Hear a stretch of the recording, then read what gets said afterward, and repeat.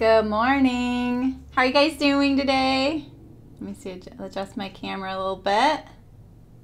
Hope you're doing well. Let me know if the sound is good and the exposure is good, because I can adjust those things. And sometimes the fabric makes the exposure change quite drastically while I'm sewing and I don't notice it. So we're going to be making this Archer button up by Grainline Studios. It's a great wardrobe staple. I already have made two a few years ago that I ordered on Sprout Patterns. And if you are unfamiliar with Sprout, totally recommend checking it out. It's a really great way to get a very unique garment. And they print the pattern pieces directly on the fabric with the print that you pick out from Spoonflower's massive library. So that's the best way I can describe it. And it's a pretty straightforward pattern, very classic. I'm going to be making the top view, which I think is considered view A.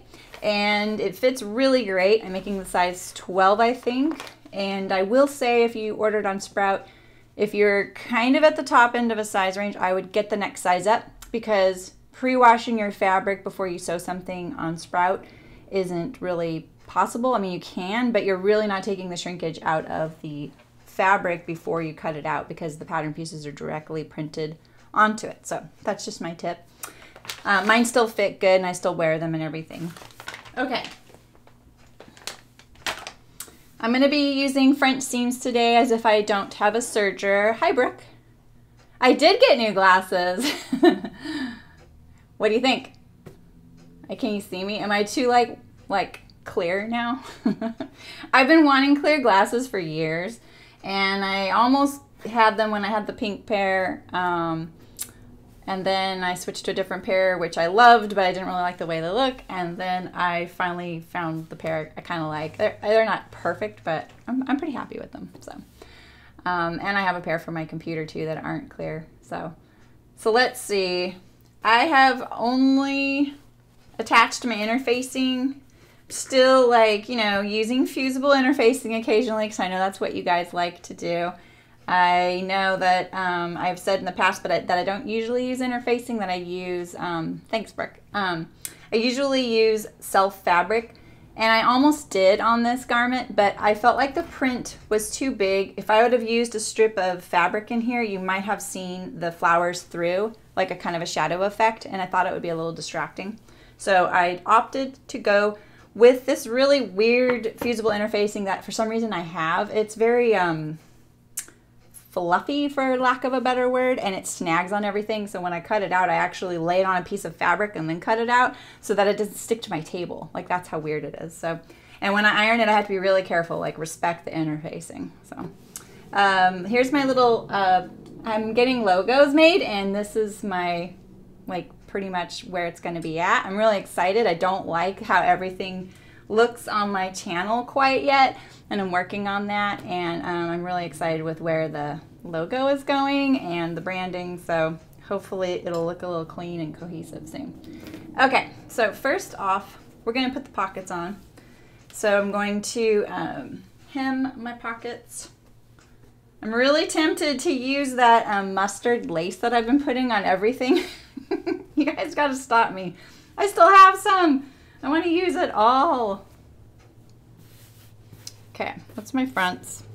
I'm really relieved we're back to just sewing with cream thread and there aren't 50 billion thread changes, because, I don't know. I'm a wimp. Can't you tell? So, all right, we're just going to do the rolled hem. Let me turn my phone off. Rolled hem of the pocket. It's kind of like a rolled hem. It's actually just a really wide facing like that. Just fold it twice, stitch it down. Oh, I haven't sewn anything with this thread on, so I'm just going to sew in a little corner of my fabric. And it unthreaded itself. I didn't make sure the thread take-up lever was at the top like I'm always telling you guys to do. I thought, oh, this will be the first time you guys don't have to watch me thread my needle, which can be kind of painful to watch sometimes. Or sew my finger, because that wouldn't be ideal either. I can't really turn my head to the side because I'll get in the way of the camera. There we go. All right, so I always sew a few stitches after I've changed my thread because that's what it does. You see that? What I call thread vomit, for lack of a better word. Thanks, Brooke. Yeah, I'm pretty excited with it.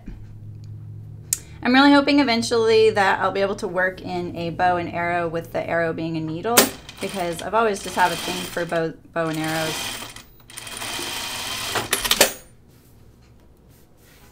Ah, so nice to sew with cream thread. Want every cream thread for life. I sew just about everything with cream thread, so it's kind of funny. It's my comfort zone. It really does go good on just about everything. I know it doesn't go good on everything. Okay, there's my pockets. I'm gonna trim my little threads right now. No need to back tack those because they will be folded under and encased in the top stitching of the pocket. That's why I didn't do it. I'm always streamlining, and I do find that sometimes when I back tack, like say I were to back tack right here and here, when I fold it over my pocket like this, you might see part of my back tack there, and it can be a little messy. So that's why I choose to not put a back tack there. And maybe your machine is cleaner. Very likely. Okay, so I always start with my pockets upside down for something like this because I'm going to do a little like triangle at the top. So I know that my pocket markings are where the pin goes in because that's how I tell myself to do it. And then I'm just going to raise it up a little bit from there, like that. And I'm going to just pin in the center of my pocket so I don't really need to pin anywhere else. So I'm going to fold under the edge here, just like that. Straight as possible. That wasn't looking very straight. I totally recommend ironing it. It would be even easier when you go to sew it. I might need my awl here. When all else fails, get the awl out. All right, so I'm going to start at the base of where I hemmed the pocket. Back tack a little bit. Go up. Make sure that the edge that I folded under is caught under there. I'm just doing like 2 stitch width triangle there, and then now I'm going to continue down straight as possible. And I can kind of finger press it like this. I think on my other archers, I only did 1 chest pocket. But I thought it'd be fun to have 2. I'm so into this color yellow right now. I know everything I am sewing is this color yellow right now. And I'm into this fabric. I know it looks a lot like my tunic number 1. I think it's the same fabric maker. It was a Japanese company that I didn't even catch the Japanese company. I don't really understand what on the selvage is the company and what's the fabric name. So, but I'm really into it. Using it on everything. I used it on my pocket lining on my ginger jeans. I've made a tunic number 1 out of that one. I tried to put this fabric as the pocket on the tunic number 1, but it ended up being a little too cutesy. The pocket turned out adorable though. Maybe that's what I should put on here. I didn't even think of that. Oh, that was 3 stitches. Let's see how. I think I'm gonna leave it. Otherwise I'll have a back tack up there. So now I have my triangle. Yeah, I'm taking that out. It's clearly wider. Looks a little clunky. Do it now, then I can forever hold my peace about it, right? Why are we doing this if we're not doing it exactly how we want it? It's not supposed to be as fast as possible, but it is supposed to be what you want. And as speedy as possible so that you don't lose your mind while you're doing it, you know what I mean? Like, keep it moving. Get that garment wearing. Okay, I'm just going to kind of start where a couple stitches back and kind of line up where I have already stitched. Now I'm just going to do 2 stitches. 1, 2. A lot of people think that you can't control the speed very well using an industrial machine. It's not true. You can actually adjust the speed of your industrial machine to be slower or faster. I think I don't even think mine's as fast as it can go, but I know it's up there. And it is very controllable. So just so you know, if you're ever considering that. They seem really intimidating at first because they are quite a powerful machine. But to be honest, they're so responsive and they are so well behaved that you make up for that kind of intimidation with the responsiveness of the machine. It's going to pay attention. All right, I lost my pin over here, but I can actually see where it was. It was either this hole or this hole. So I'm going to leave this here like that, and I'm just going to see if that's, I'm going to fold these together and see if that's on grain or if the other one's on grain. And the way I'm going to check the grain, like to see if it's straight too, is I'm going to fold it here. I'm going to line up the front like this. Because even if I cut it a little bit off grain, that will tell me if I have a straight line, making it perpendicular to this. So there we go. It was the bottom one. Learn something new every day, eh? Okay. So, top one here, this one here. And again, remember I start upside down. I just need those pins to be there for a second longer. I'm gonna go a little higher. Pin in the middle, so I don't have to fuss with pins as I sew it.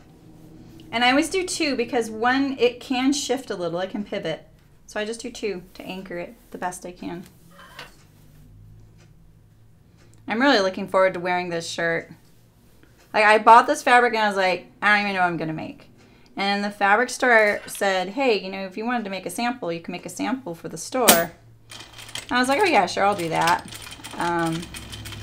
And I knew what patterns they had, so I was like, oh, I can make an art shirt. And then I was like, let's be honest, you're not gonna have any trouble selling this fabric. I shouldn't do a sample out of it.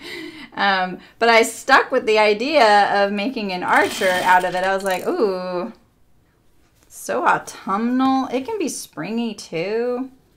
Love it. What's vibrating? Go, stop that.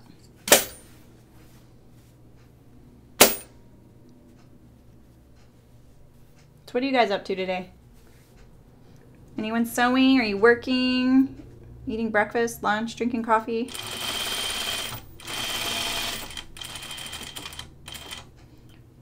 Ooh, I barely caught that corner.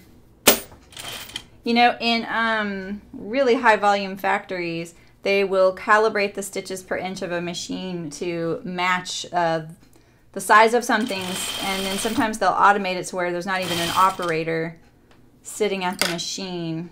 It's pretty amazing watching them.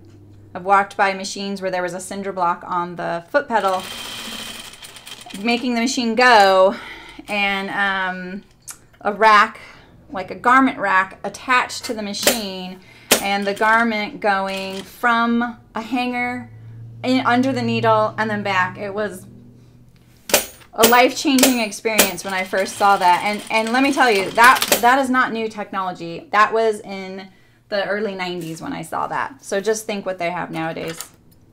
It's pretty incredible to think about. As much as I feel like mass production has really harmed our world, I am fascinated by industrial technology and the Industrial Revolution, so it's something I've actually looked at. Okay, so here are my fronts. That pocket better not be crooked.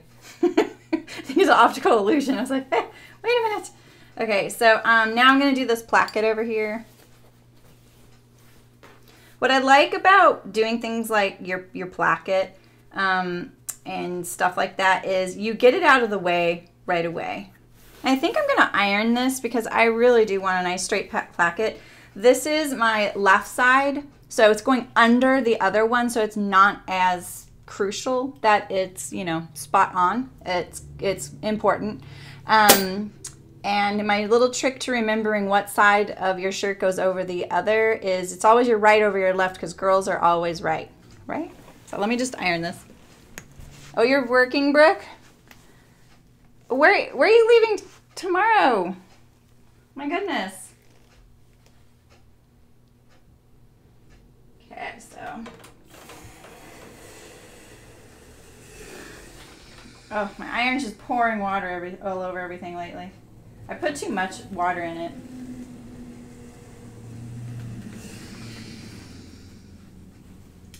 Lovely. Lots of water.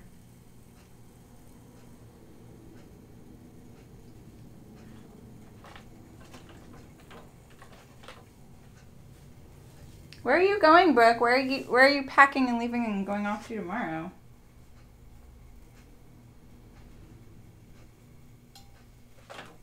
Lambtown's not tomorrow, right? Because I'm supposed to be there too.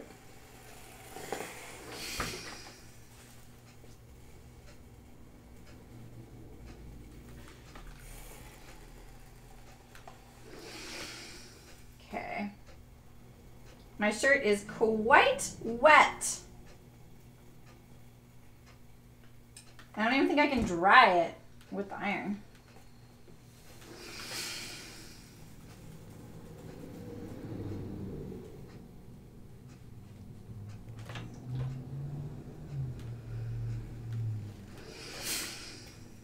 Oh, you're after a retreat. Awesome. Oh, yeah. That's awesome. That'll be really fun. You are so busy.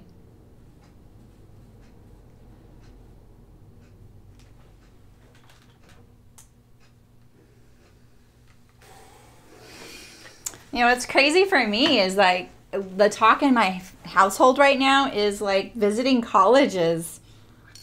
Isn't that nuts? My daughter's old enough to think about that, and I feel like it's so cliche to be like, how did this happen so fast, and why are we talking about this? Okay, I feel like I've got this ironed in the wrong place. Let me see this. Wait a minute. Let me look at this.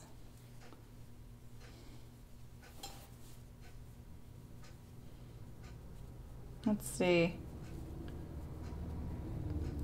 I put that where they said to put it, but if I fold this here, I don't want any of the interfacing to show. I'm gonna make this placket. Oh no, I can't just make this placket bigger. I was about to make the placket bigger. Yeah, you're really busy, Brooke. I'm gonna iron this back out. Let's try it again. I can't just like do the placket how I want because I have a collar to attach, and I have to respect the collar pattern pieces because I can't just change those. I could, but I shouldn't, because that's based on your neck diameter, and you know you really don't want to do that kind of thing. So.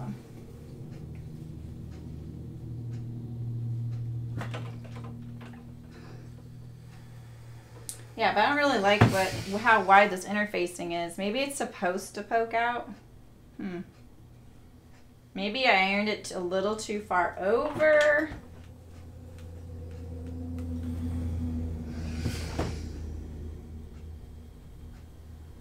Let's see here what I can do. I'm going to make a very narrow hem allowance. I hope you can hear me okay. Yeah, we're talking about college. Oh my gosh. Crazy.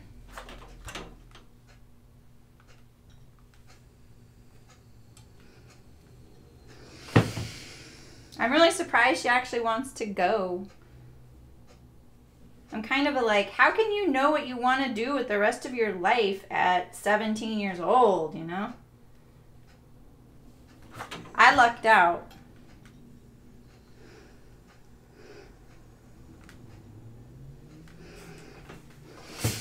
Okay, I'm sorry guys. I'm trying to iron more because sometimes you guys call me on like, why didn't you iron that? All right, my notch is a little off. I think that this interfacing, I ironed a little too far away from the edge. I lined it up with the notches, and I think I shouldn't have done that.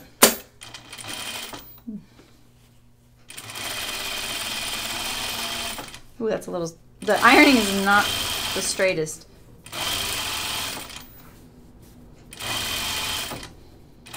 Lucky I just said, hey, you know, this is going to go under the other pattern piece.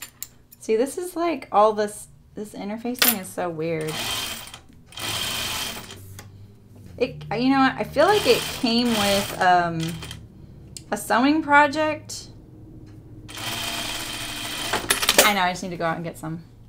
Oh, good, you can hear me great. All right, yeah, I feel like kind of bad just like walking off. The microphone's right here, but I have it set up directional so you don't pick up as much machine noise. I sound like I know what I'm doing. I do not. I'm just trying to figure it out. Okay, so next is going to be our other placket, the one that shows, and it's actually a piece that you sew on to the garment. I'm realizing that maybe, yeah, like that. So there's lots of ways to put on plackets. I actually kind of geeked out on this for a while. One of them is you can do it all in one step, but you know, it's better to do that when you have like a serger, I find. My interfacing doesn't go to the edge. I know that, sorry. I think I cut out the wrong one.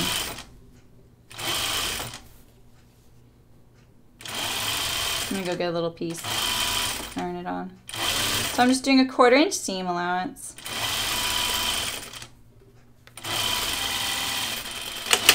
My back tack's right here, that's why you see me do it right there. And I am back tacking that because this is eventually going to be pulled like this and then sewn like this. I don't want this to risk pulling out right there because this part right here, especially where your neckline is and the collar attachment, is really important. You really want to try and keep those measurements as perfect as possible. It'll make sewing your collar on even easier. It's why seam allowance is so important when you're sewing multiple pieces together. I'm going to just go get a little piece of interfacing. It's right in the next room.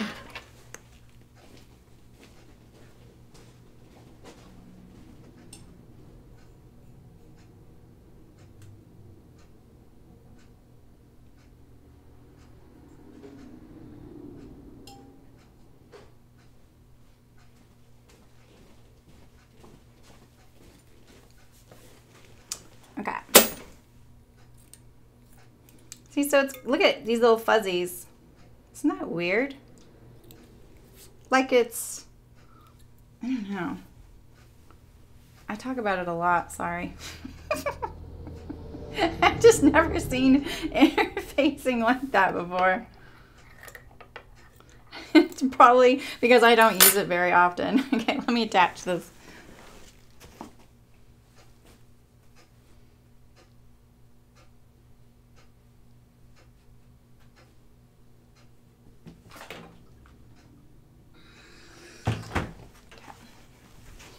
So I think I have a plan to configure my setup so that I'll be able to serge and iron, and hopefully the cameras can follow me around. I'm working on it. I do have a day job. This is my side gig, and I have to make sure I keep up with the day job. This is all I really want to do right now. I just want to hang out with you guys and sew stuff. But, you know, I gotta make the donuts, so to speak. I said that recently to some young person and they were like, "You make donuts?" Like, it's an expression.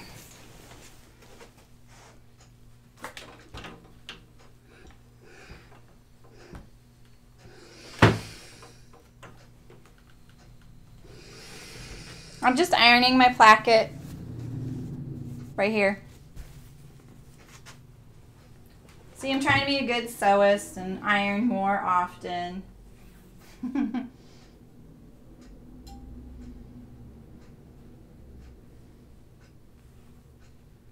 And normally I would probably not do the ironing until afterward. Because just like you, I am impatient as well. And I just want to keep sewing sometimes. I don't want to get up. But it does set myself up to have a cleaner and crisper placket, and it is kind of a prominent feature of your shirt. You know, it's the first thing you look at when people are looking at your shirt. They're looking at your placket.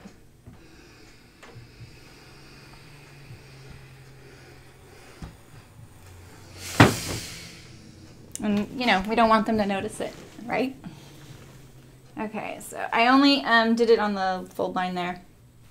So one of the methods to put on your placket would be to go the opposite direction. Start from the inside, go to the outside, and then you're doing your last stitch on the front. And that is so that you have the best looking stitch on the outside. It's how I'm going to do my collar, actually. And I employ that technique a lot. Like my cuffs, I'll probably do it on that.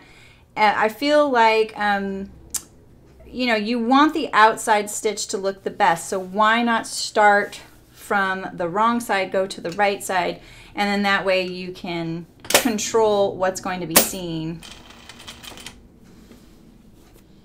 You just want to make sure you don't get any torquing with your placket here. And by torquing, I mean like diagonal creases. We've all seen it. We all know what we're talking about. And I find that even though this is perfectly flat right now, I'm going to pin it just to kind of prove that I'll probably get a little bit. It's not, you're not crazy. You probably did pin your item really carefully. You ironed it. You did all the steps. The other thing that is hard to take into account of is your machine, because your machine, your presser foot's going like this and your feed dogs are pulling. And so sometimes it's foiling you a little bit depending on how your machine is set up, the quirks of your machine, and how much pressure you have on your presser foot. I like a lot of pressure. It's kind of, admittedly, it's kind of why I like sewing on an industrial machine, is that my items are super secure under the needle. Because if you ever watch me sew like something for chicken boots, like our project bag, I'm really wrenching on that thing. Like it's a physical workout for my upper body. And I don't have to worry about yanking it out from under the needle, which, you know, isn't good. It's not going to happen. Also because my machine always stops needle down. A lot of newer sewing machines, home sewing machines, allow that feature. I fully recommend putting it on. Every time you stop sewing, your machine stops with the needle down. It gives you more control. You can pivot. You can accidentally press your presser foot up, and you probably don't accidentally do it in a home sewing situation, but and you're not going to lose your work. It's like having a third hand holding your work where you want it to be. Just trying to get this a little close, this fold line a little closer to the edge there. How's it looking? I don't think I'm getting really any torquing. It wants to push it's trying to push this away from my seam edge. That's what I'm fighting right now. Here's my awl. Where's my awl? It's like a security blanket. I'm getting a little bit here at the top. I'm going to kind of let it release at the top neckline. Let's see how it did. Not bad. Not bad. So the reason why there's a lot of different ways to sew plackets is because if you look at some fancier shirts or tailored shirts, men's shirts, you will see that there's like a little lip here of the placket, like a pleat. And that is actually kind of a tricky thing to sew. And so they've come up with nice little tricks to ensure that you get that straight, even, precise, all that kind of good stuff. All right, let's trim off our neckline here. Keep this at a right angle because that's really important. So, all right, so we have our fronts, and now we're going to assemble our back and then our yoke to the shoulders.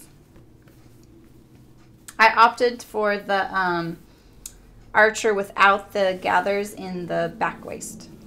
So it's just the simple one. And I'm pretty sure the pleat goes towards and towards. I'm going to stabilize this pleat. I'm going to sew it almost on the seam line, just inside the seam allowance so that I can cover it up. The seam allowance is, I'm doing a 1/2 inch.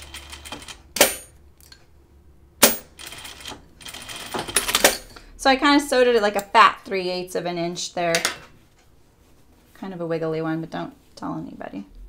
All right, so I'm not sure if the Grainline Studio instructions do their yoke this way, but I'm going to show you the way I do my yoke to where the shoulders are completely encased and you don't have to finish them.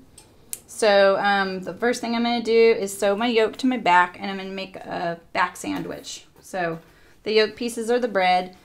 The yokes are right sides together. The back is just right sides together to one of the yokes. Just like that. And I am going to backstitch here because when I pull up the yoke and iron it, like when I open it up and iron it, I'm going to be pulling on that seam and I don't want it to pull apart because that is my armhole. We don't want the sleeve attachment to be challenging by adding a sleeve, a seam pulling apart along its edge.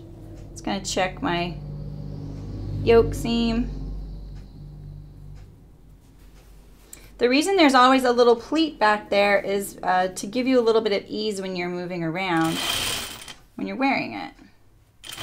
It's kind of amazing how much more comfortable your shirt is because of it. And it's traditional. You know, I feel like the Oxford was developed mostly for men. You know, I just don't like how much I'm having to pull this. See that? It's a little... I'm going to take this out. This is too much. I might not have it lined up correctly. Let's look at it. I have the notches going together. So what I'm going to do, this is the way I'm going to check it.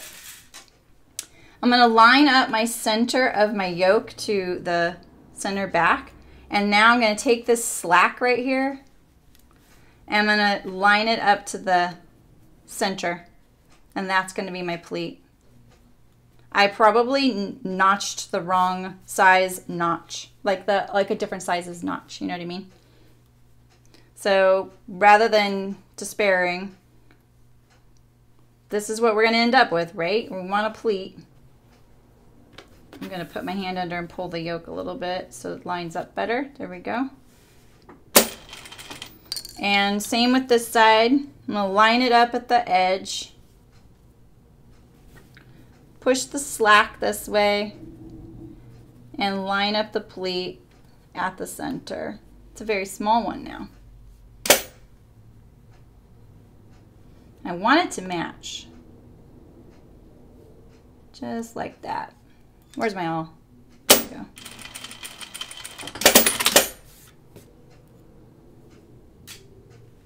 Voila.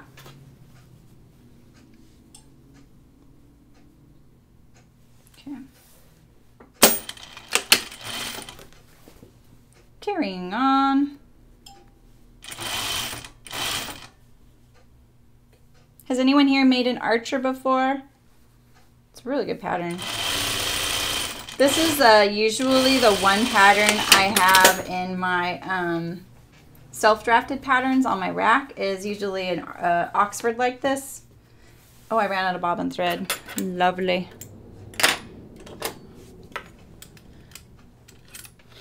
I kind of knew I would, so I had one winding.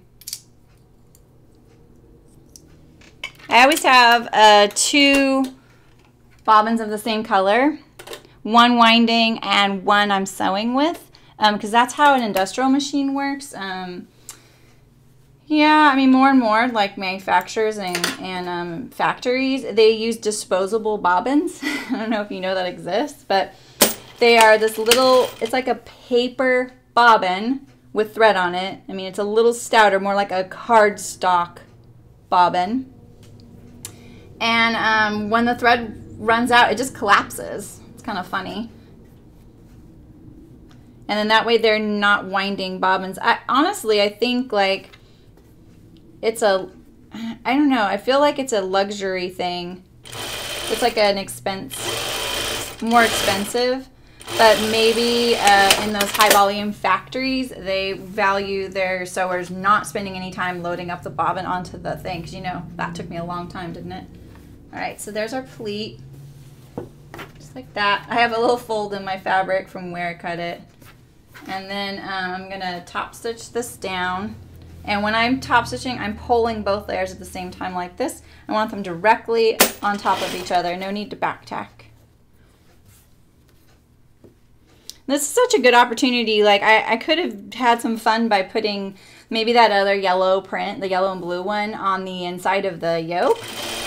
It's such a good opportunity to have some fun with the inside of your garment. That's kind of what attracted me to Oxford's. That and the collar stand on the inside. This fabric is actually a little thinner than it probably looks to you. It's not a quilting cotton. It is actually a garment weight. And I thought that that would show through.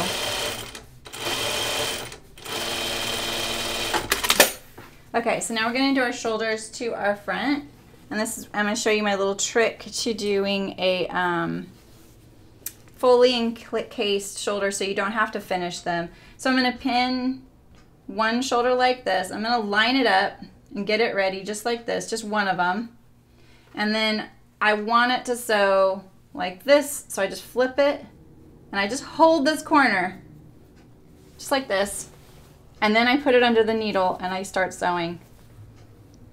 Because it is a little tight when you get towards the neck. But if I just get that one spot started, now I can sit here and adjust it.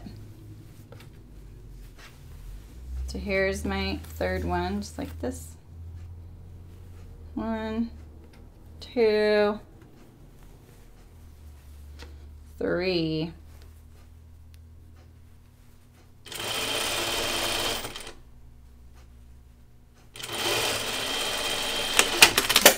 And so it's like a little sandwich of shoulders.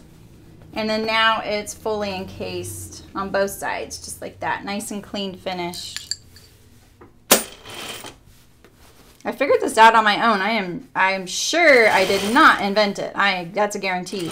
But I figured this out on my own because I really wanted it all clean finished without having to do something else.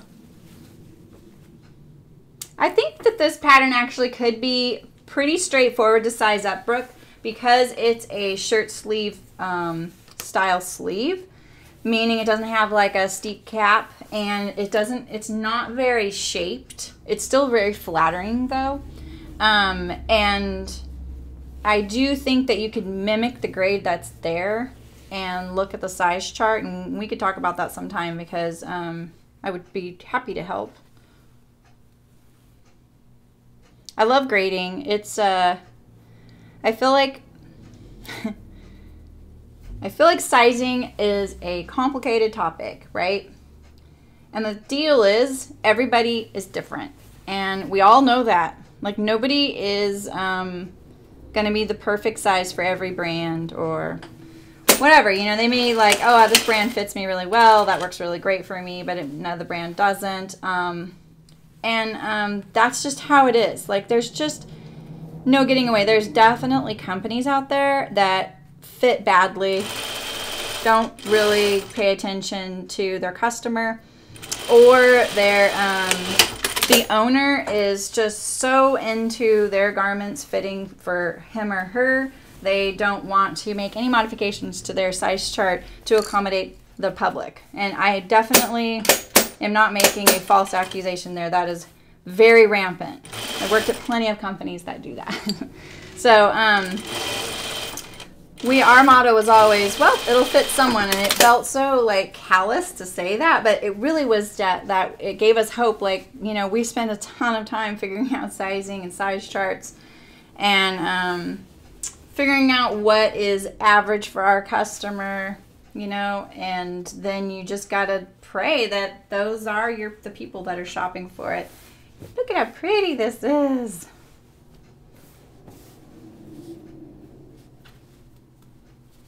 Just kind of looking it over. It's more like this. There we go. So usually this line will come a little lower, like right about here on some yokes. That's one of my pet peeves with most patterns, is that the shoulder seam on some of these indie patterns is right on the fold up here, and that's not how we are built. And on top of that, sometimes it goes to the back. Like, I even see a lot of ready-to-wear garments on the rack that the shoulder seam's on the back, and I don't know like how that got into play.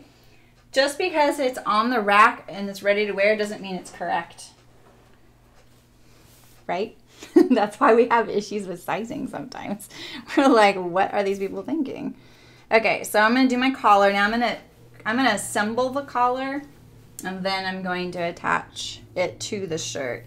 And so this is my under collar. It comes in 2 pieces. It's cut on the bias. This is I've never seen an Oxford do it this way, but I'm just going to do it the way that they do. I'm trying to figure out what's the seam allowance for this part. Let me see. This one's not on the fold. Okay, so it's like 1/4 of an inch something.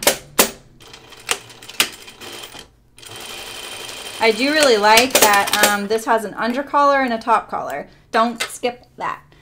The reason you want an under collar and a top collar is because we all hate it when our collar flips up, and we all hate it when the under collar, the collar that's underneath, peeks out from the edge of your seam.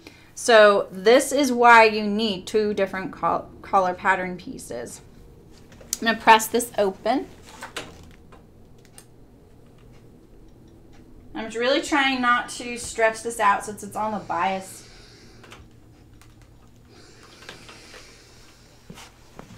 It's going to be like 100 degrees here today, you guys. Like, it started to become fall, and then it became 100 degrees again. So I'm back to sundresses. I'm going to wear them as long as I can. But it does feel funny that I'm sewing a fall garment. Okay, so it was definitely bigger than 1/4 of an inch seam allowance. Look at that. I don't know what I was lining up there. So typically an under collar is slightly smaller all the way around except at the points. So what it does is, and this is if you have a pattern that doesn't have an under collar pattern piece, you can draft one really easily. You're going to trace it, and then what you're going to do is you're going to trim away a little bit from like point to point, just kind of scoop it a tiny bit, like a scant 1/8 of an inch at the most in the middle. And then the same here. You can see how there's, I'm not the greatest cutter, so you can see how this is a little smaller. See, mine's not. It's because the bias is probably relaxing right now. So I'm going to trim that, actually, because I really want it to be smaller going all the way. And then you want it to go smaller here and then to 0 here, because when you sew it together, it's still got to meet all the way around like the seam needs to meet. And then what's going to do is make the top collar roll under just ever so gently. So I'm going to do this with the proper seam allowance. I have to be careful. I tend to do the wrong seam allowances on store-bought patterns because I do what I think is the right thing, forgetting that they've stated it. Like in the garment industry, there's universal pattern, seam allowances, and I completely forget that when I'm doing a store-bought pattern for some reason. I don't know why I do that. I think because I'm using a actual professional pattern, I just assume, but it's a home sew pattern. Totally different. No one uses 5/8 and seam allowances in the garment industry. Okay, I'm going to trim this down. Get rid of it, and I'm going to press it again.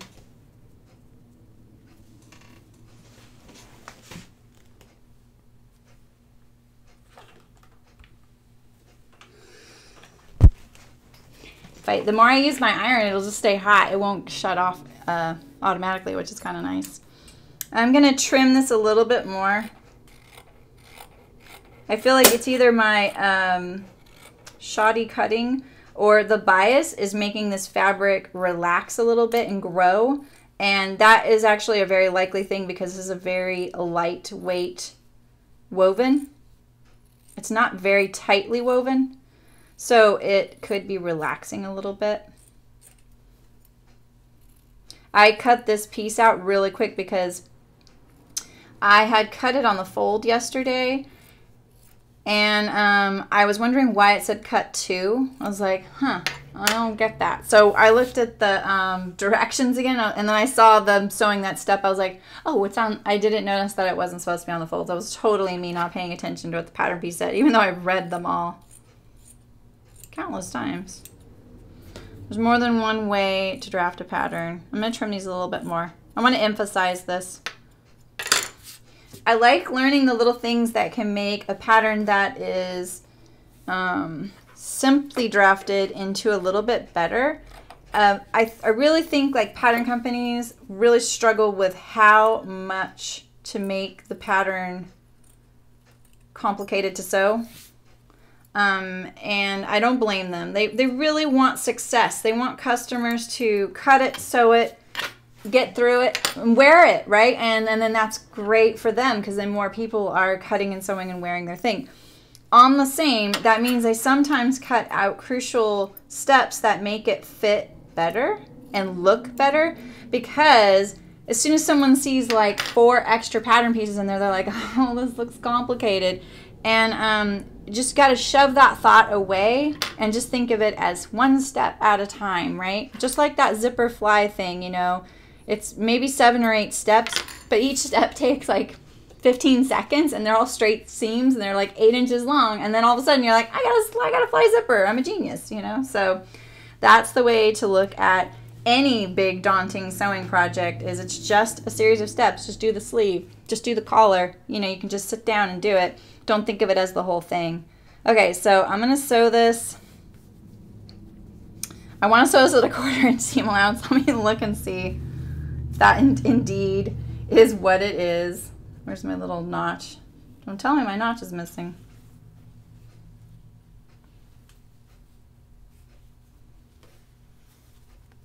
I'm gonna kind of take a gander here. Yeah, I think that this is more like a 3/8 of an inch seam allowance, so that's what we'll do. Ooh, I almost speared my finger there. Okay, I'm gonna do a back tack there because I do not want the collar seam to pull apart. When I get to my point, do a very crisp right turn. Look at that terrible cutting. Don't talk about it. Doesn't exist. Don't look at it. It's gonna be forever in my collar as a secret, right? Don't tell anybody.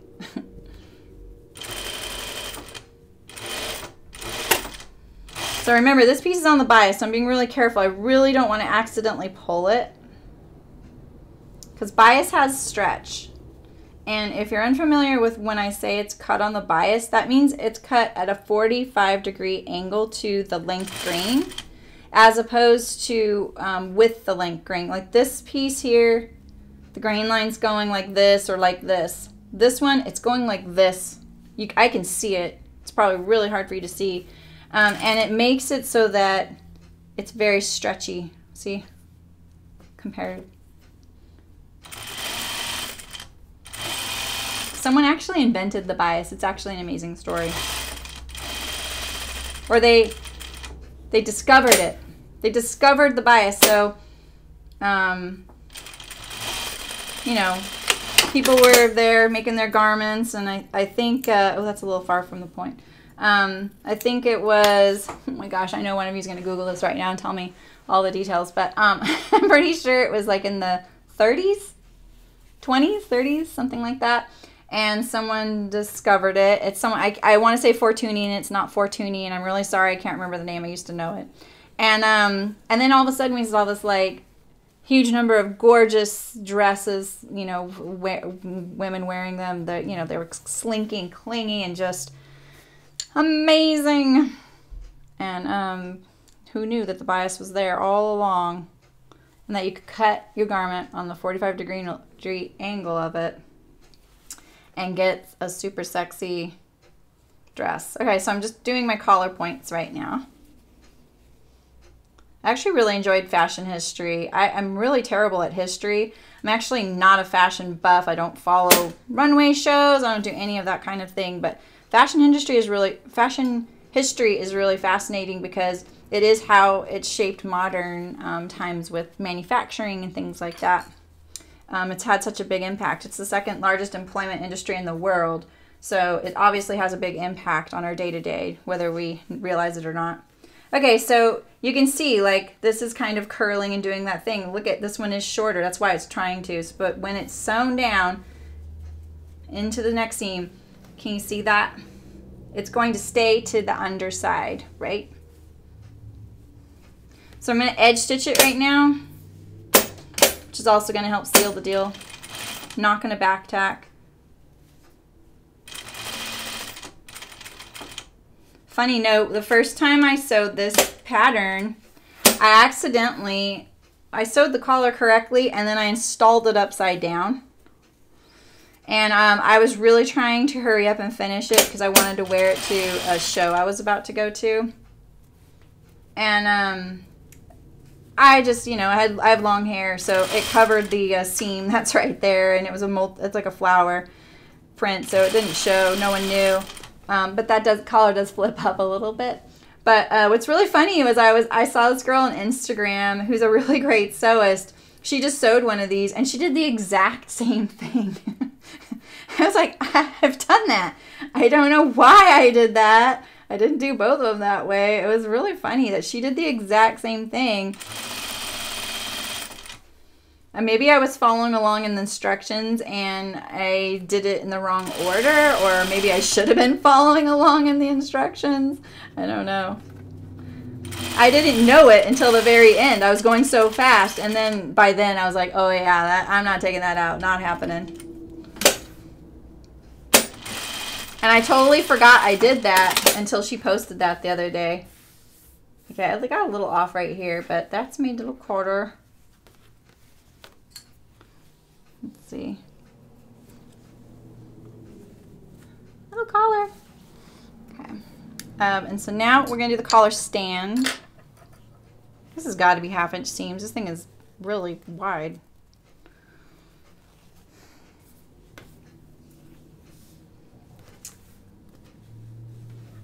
I'm going to actually edge stitch this down here to make it do that even more. Actually, I think I'm actually re-top stitch that. I just top stitched that wrong. I just showed you what it's supposed to do, and then I went against it like a silly goose. Because look at that. I'm going to have this nice pulling, so I want to capitalize on that. I'm just edge stitching this edge just top stitching this edge, like stay stitching it. Yeah, I'm gonna take this out. What did I do with my Stream Brothers? Someone said they like seeing me rip things out and do it again, so I'm gonna take that to heart. I hope that's not the only person that likes seeing that. Maybe they just like seeing me make mistakes, or they just like seeing that, hey, yeah, I'm gonna do it right sometimes. Ooh, my cream thread matches so good. I love it when that happens.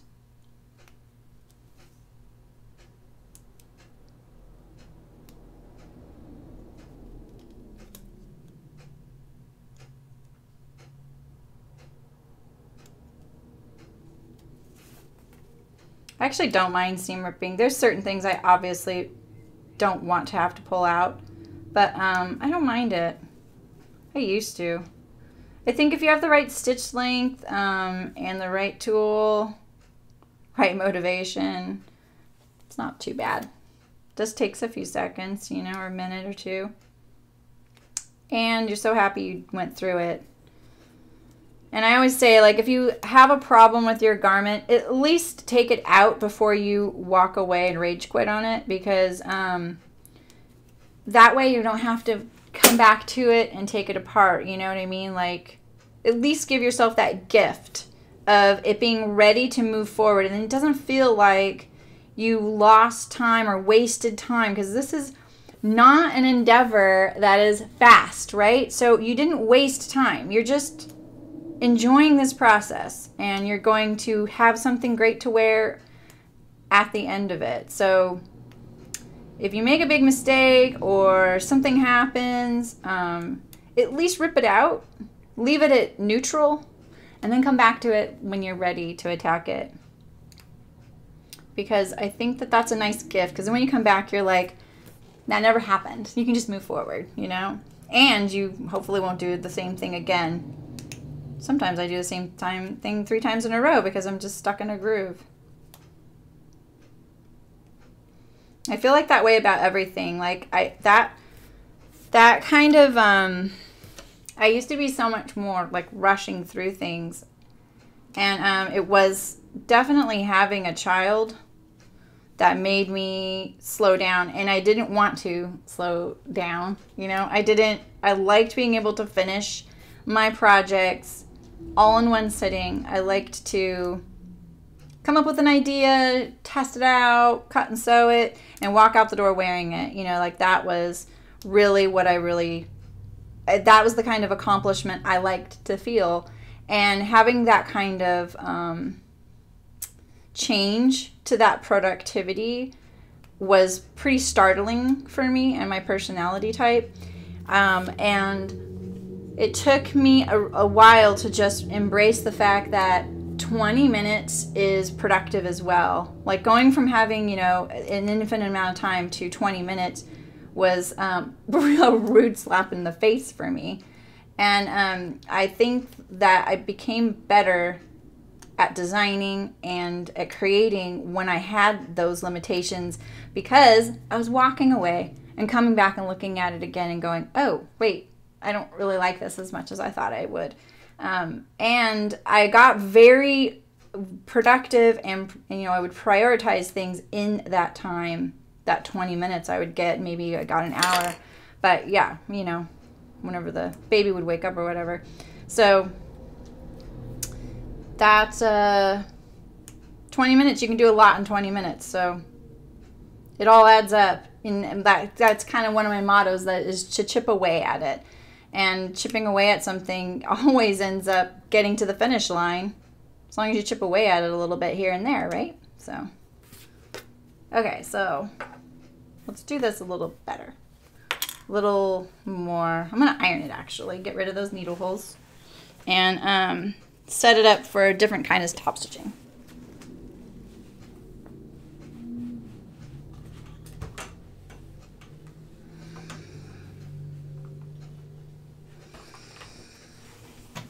I love this fabric. Pretty excited. Okay, so look at that. So my stitching is a little further out there. See that little edge there? Looks so nice. Doesn't even need top stitching, but I'm gonna put it on there. And I'm gonna try and go in a little bit so that it's not on that seam edge.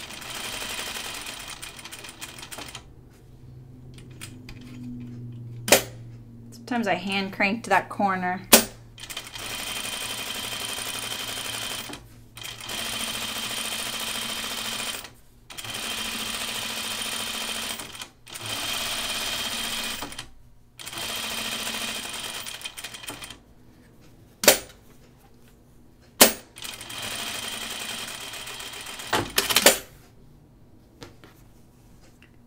That looks better. What do you guys think? Okay, let's do our collar stand. We're back on track.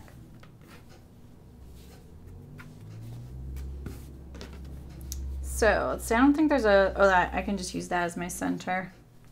I have the center seam there. I'm going to line up to that. And I'm going to make my way out from there.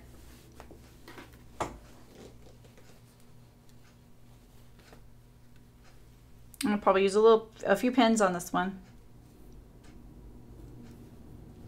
I really can't see this. I need to just fold it. So sometimes when I'm cutting things out, if they don't have a center notch and I know I'm gonna want one, I just fold it in half and nip it like that. Set myself up for success. I'm a big believer in that. Let's make sure that this is actually, yep, that is the center. So I'm gonna nip it. You don't want too deep of a nip just in case it is a 1/2 inch seam allowance or a 1/4 inch seam allowance. So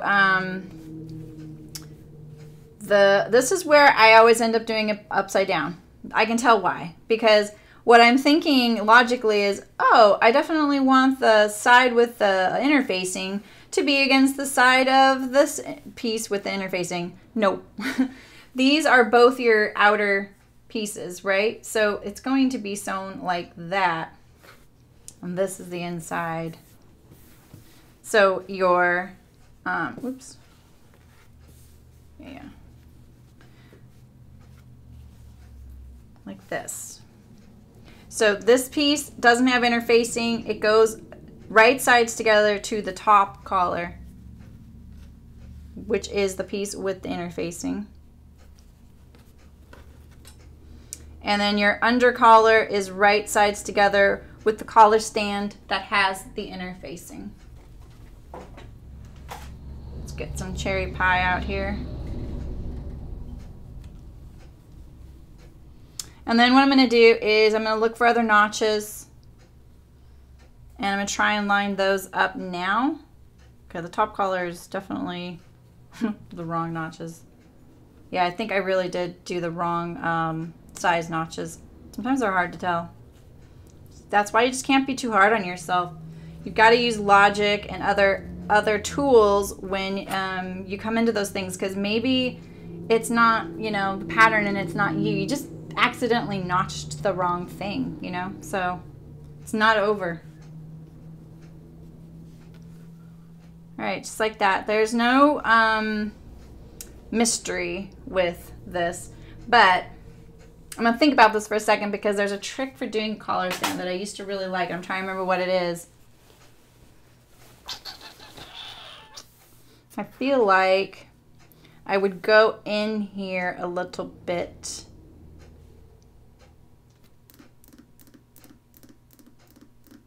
I'm not going to spend time to remember how that goes, but I am actually going to walk the neckline and see what my seam allowance is, since I'm not sure I have the right one. There's my neck. Here we go. I need to stay stitch my neckline as well. So I'm just going to walk it along here, just like this.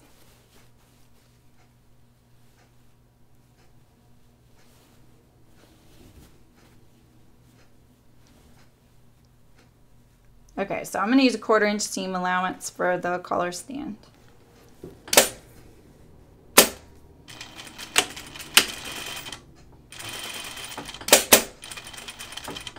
That is something I can always make bigger right there if I find that it was the wrong one.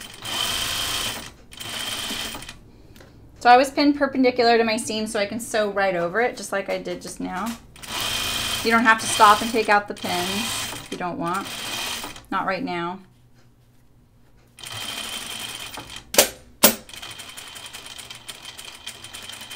And this is a good note, like when I'm sewing a curve, the thing to know about a curve is the pivot point is not here, it's right here. So you can kind of hold it and pull on the fabric right here as it's going through the machine to kind of pivot it. I'm going to clip my curve. I don't really need to clip anywhere but the curve. I'm going to trim this up right here a little bit. I don't like this fuzzy interfacing. I really need to just buy some, and I keep forgetting if I'm going to keep using interfacing. Okay, so let's turn this. See, it's just a series of steps, right? That was just one long straight seam. No big deal.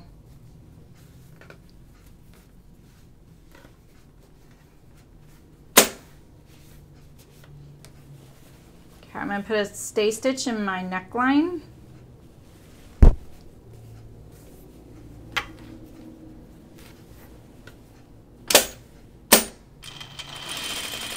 Don't want to pull at all.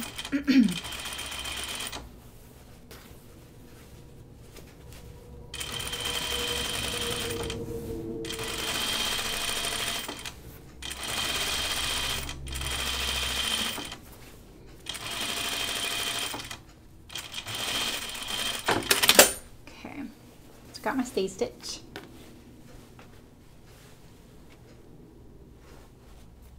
Oh, and just a note to anybody, if you want to talk and chat, you have to have what YouTube calls as a channel, which is just an account. Super easy to make, just like you'd make for anything. If you're already on Chrome or Google or something like that, you can just connect it, and then you can chat. It just won't let you unless you have an account, which they call a channel. It doesn't mean you have to start live streaming video and have your own, you know, TV channel. It is a really confusing thing. Okay, so this is how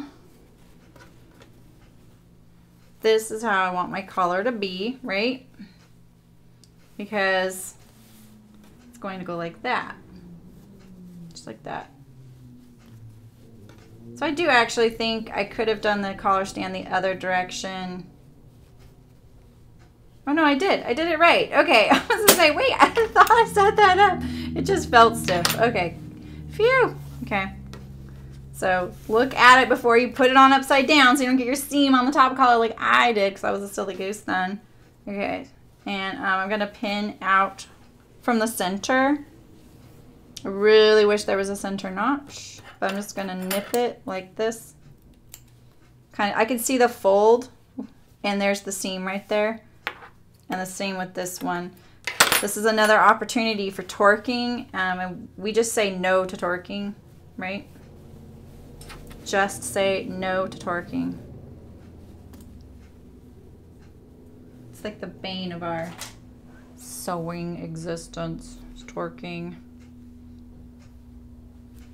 So this is one of my little tricks right now would be to sew this from the inside to the outside, and that indeed is what I'm going to do. And so one of the other tricks you can do is you can attach your collar stand to the neckline, follow me here, and then do the whole finishing through here because this is going to fold over it. Maybe we can do that sometime.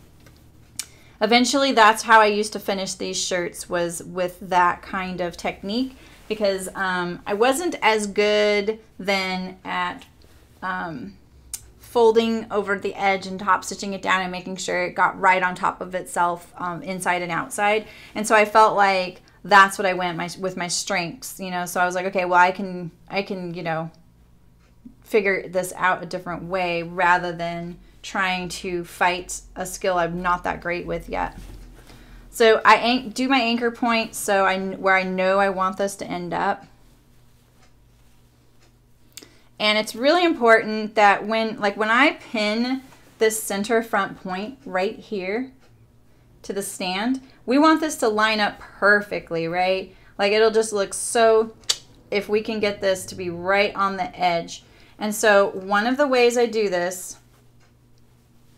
is I kind of open up the stand like this, push the seam allowance to the inside, and then line up the stand that way. That way I can kind of see I'm right on top of that edge.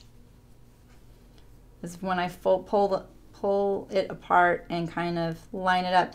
And it's tricky because you want to line it up at the seam line where you're going to stitch, not the cut edge, but the seam line. You're always lining things up with the seam line where you're going to stitch. It's why things get off in fitting and sewing is it's easy to get confused and line things up by the cut edge, but you're always lining things up with the seam line. The seam line and the cut edge are definitely, almost always, different measurements from each other.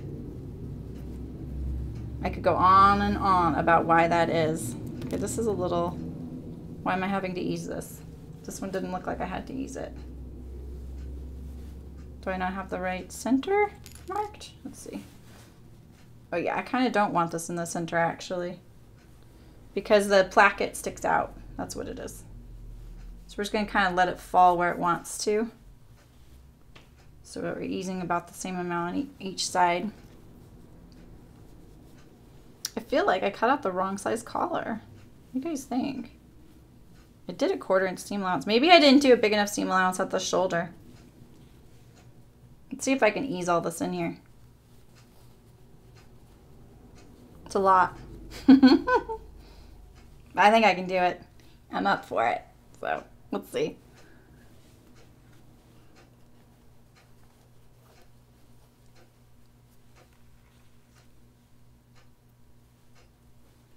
Okay. See, now it's not looking so much like I'm easing it. It's kind of nestling in there. Okay, let's see how we did here. So on Saturday, I'm going to sew another Charlie caftan. I'm going to do the other view, shorter, no gathers, with the dart in an ikat print, not a print, an ikat woven. And mainly because my video on that one, I just, it was a little bit of a, like, I had some hiccups with the cameras and stuff like that. So, and I feel like that front panel would be so useful for people to sew. So I'm going to do another run through of that. Okay, do I want to ease as much as I did over here to this one? Yeah, that'll work. And then I'm going to try and upload either a video next week or stream one more time. But I won't be here Thursday and Saturday. But you can come see me if you're in California at Lambtown in Dixon, California, because I'll be there with my day job, Chicken Boots. So be nice to see people.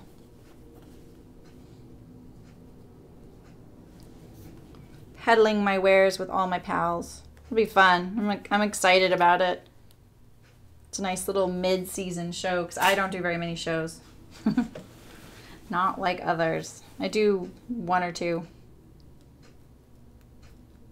My husband travels a lot. It's harder for me too.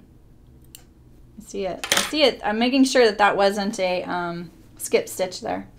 All right. So again, when I'm going to start this, I'm going to open this out like this. I'm going to make sure I'm right on there. I'm going to sew it 1/4 inch seam allowance too. Okay, now I've got it. I'm going to pull this pin out because it hinders the movement a little bit. And remember, we're on the inside of the shirt and we're going to go to the outside of the shirt. And that's because we're going to set ourselves up for success for that last step. It's a good cheating, not so cheating way to do it. If you're not confident encasing your seams, you know, with a rolled under edge, you know, because if you're clean finishing, that's what I consider clean finishing. When anytime you're encasing all of the raw edges in something and top stitching all of it shut and it's just this nice tidy package, I call that clean finishing. That is would be the correct term for that. And you sometimes have the challenge of getting it to look nice, right? Because you have to make sure that it looks good on the outside and on the inside. So why not just stitch it from the outside on your final pass? That way, that's the only one you have to worry about. We're not entering this in the fair. No one's going to judge it. If your friends are judging it, get new friends. We are making clothes. We are not garment manufacturers. We are doing this for fun. And it's all about success and getting to wear our garments and enjoying the process. If you're into couture sewing, awesome. I have had that hobby. It was a lot of fun. It's not my hobby anymore. I would much rather do other things, sewing-wise. I get kind of into other things now. Okay, I'm gonna get rid of my pins. I'm gonna look at the first thing I do is I'm gonna look at this. I'm gonna look to see if I got any wrinkles in my neckline. Make sure I got my stay stitch enclosed. And then I'm gonna move forward. Okay, I'm gonna clip my neckline, the curve.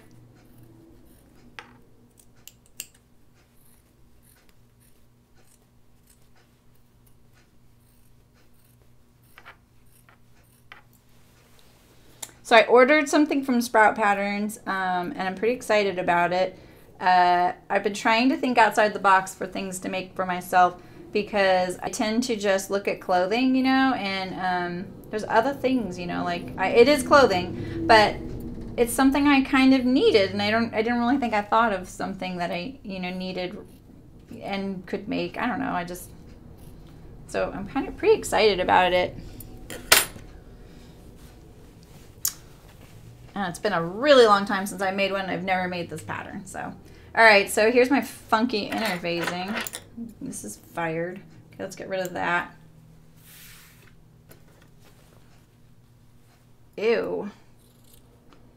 I don't have to get rid of it, but I am. It's because it was a tiny bit wider than the collar stand. So it's just hanging off the edge, disintegrating. We don't want that, right? You might not even be able to see it. I'm not sure. I feel like the lighting is such a challenge when I switch fabrics. Okay, so now we're on the outside of our garment. Doesn't it look wrong? So this is the outside, the right side, and our collar is inside out on there. And that is because we're gonna finish it from this side. We're gonna start at the center, or where this center ended up being for this collar stand. Because remember, it's a little bit longer on this side because of the placket. So a little bit more of it went that direction. So we're gonna just go with where this landed.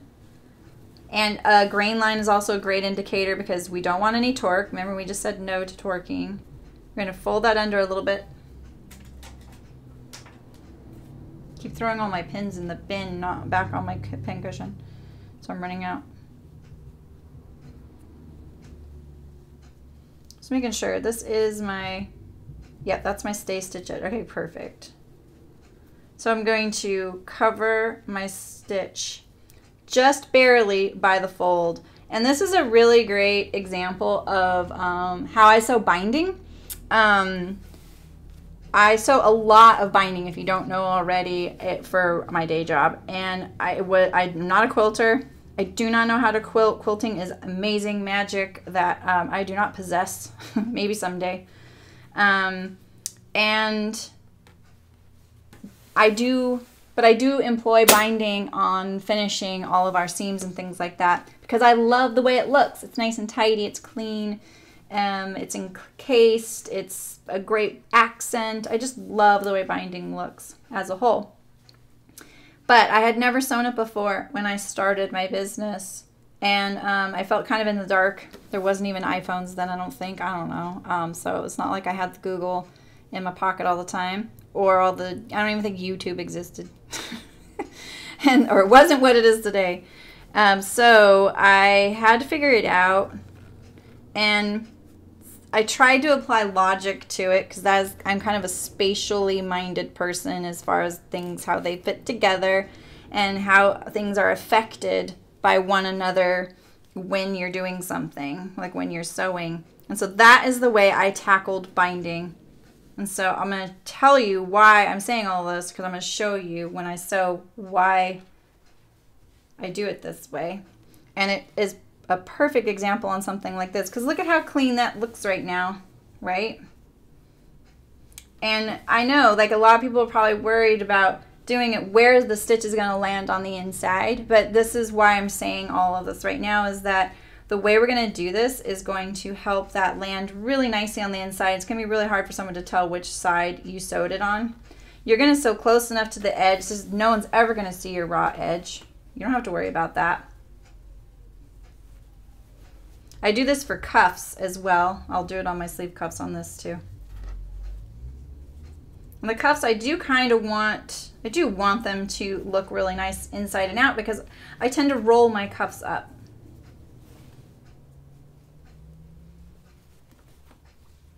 I think like one of the things that, you know, adds to being more successful in your sewing is just time spent handling fabric, you know, knowing how the fabric's going to behave and like what it's going to do when you pull here, push there, and not forcing it to do something that it's just not really interested in doing. That just takes time. I definitely still learn that, like sometimes when I'm trying to sew something and I keep having the same, like, you know, it's done and it looks okay, but I'm like, why does it keep doing that? You know, I realize it's just because I'm like trying to beat it into submission, thinking, oh, I just need to be harder with it. I need to like help force it. And then when I try to just do something totally opposite of what I think it should do, then it works, you know. And I think that this is such a, you know, sewing is such a great opportunity for that. Things react differently than how you think they will. And so experimenting and just trying something out and being open to the unexpected really helps. I feel like the more I learn about sewing, the more I realize I don't know about sewing. Just like any topic, right? I'm still learning.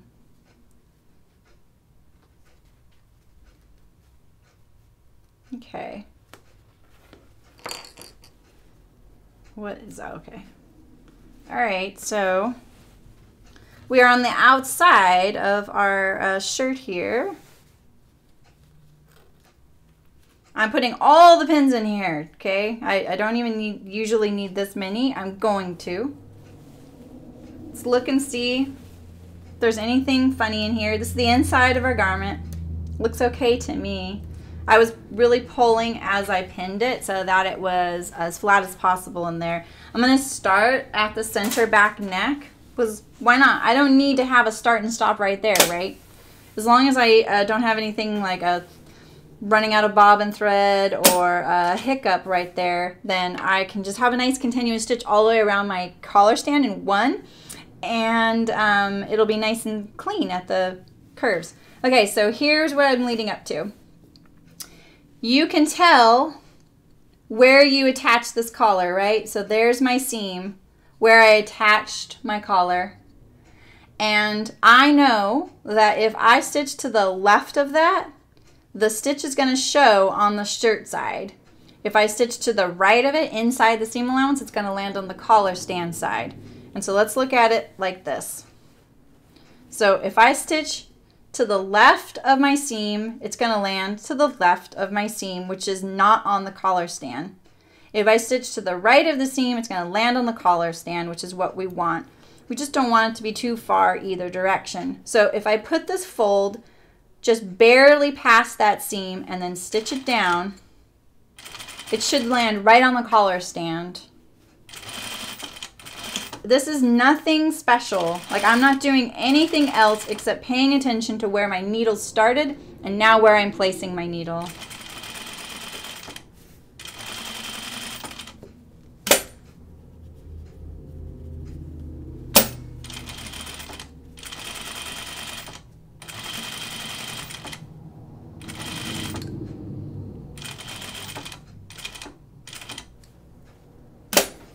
I'm going to pull out a lot of these pins right now because when I turn the corner, I don't want to get poked by them too much because I want to concentrate on my sewing.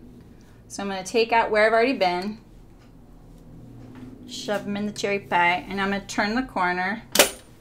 I really don't want to accidentally cut my thread because my machine will do that if I press too hard. I think it would have been smart of me to iron the collar stand before I did this step. Show this little curve here. I would like a little bit more of a curve right there. Okay, so I'm going to pull my shirt through here like this.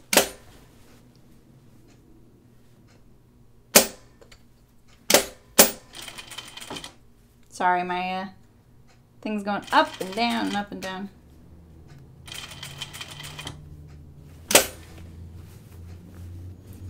This is when I want to peek and see what the inside looks like and how I did. You know, like the suspense is kind of killing me. But see, look, this is, I probably could have been a little closer to the fold edge. It's my first one in a few years. I am fine with that.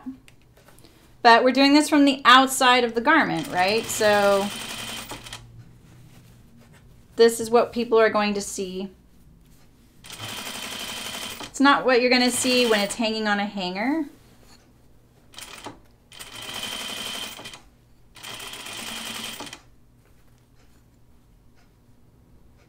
I would have liked more curve right here. And I don't really know what I did there to get it flatter. I think it could be a combination of the transition going onto the collar from the stand when I first sewed it.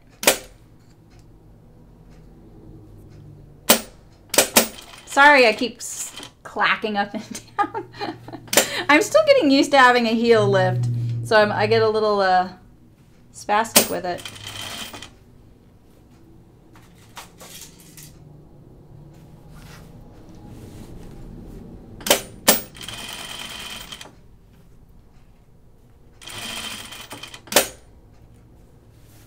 We're almost to the beginning.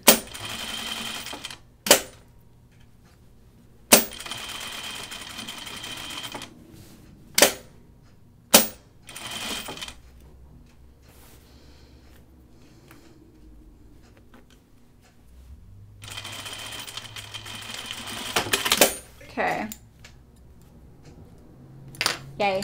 Okay, there we go. All right, moment of truth. Let's see how I did. There we go. Looks pretty darn good to me. A little bit of my funky interfacing poking through there. Ooh. Oh, I have a skipped stitch right there. It's kind of rude. Might have to look at that later. There's my collar.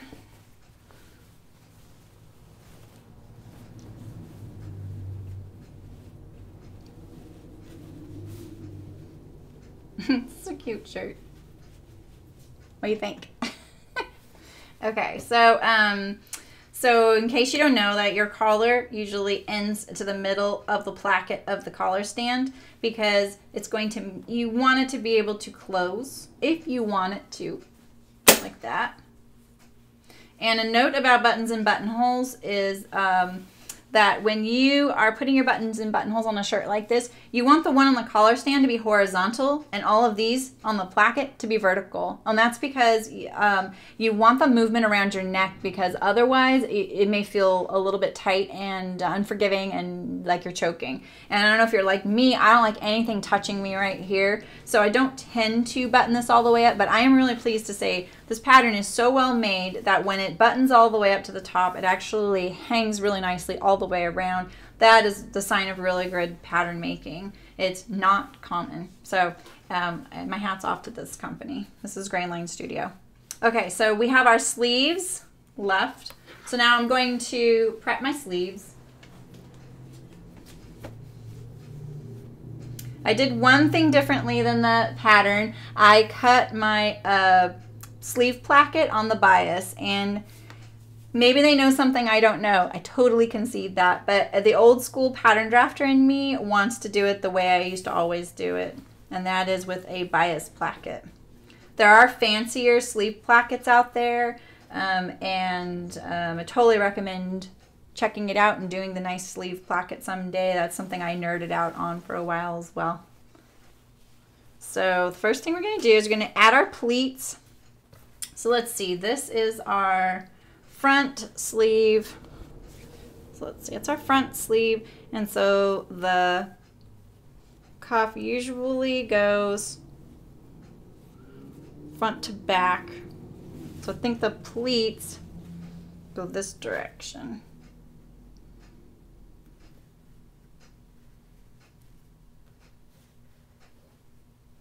Where's my two? I'm missing a notch. Let's see if it's on the other one.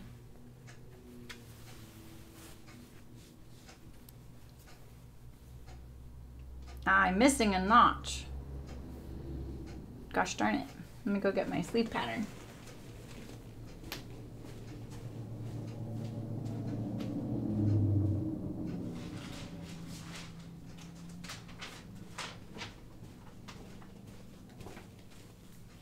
Yeah, so they go towards the slit. Those pleats go towards the slit. Let's just... Which one I'm missing? 1, 2, 3. Oh, no, I do have it there. I just didn't see it. 1, 2, 1, 2. I'm glad I checked. I'm glad I checked. Okay.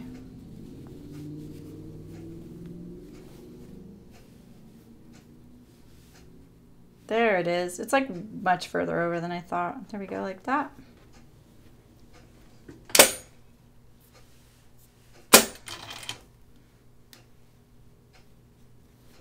Thanks, Brooke. Yeah, I'm pretty happy with this.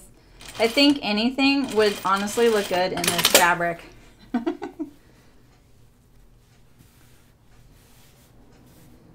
This reminds me of this guy I used to know that I used to work with.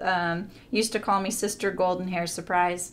This kind of reminds me of that for some reason because of the golden yellow.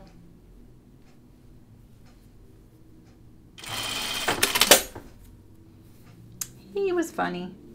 Okay. Okay, so you know my little collar technique? I'm going to do the same thing. I'm going to go from the inside to the outside. Why not? Because we set ourselves up to succeed. We want it to look good. Okay, so I don't know if you've ever sewn a placket before. It is kind of a funny thing. Like when you make that slit in your sleeve, it's kind of frightening, right? You're cutting right into the middle of your sleeve, and it makes you feel like, okay, I'm committed, and you are, but you know what? You got this. So this little placket is going to sew around the perimeter, and we're going to clean finish it, like turn it under and top stitch it shut. But the thing to note is that, like, I actually recommend making this a little bit longer just so you have room to play.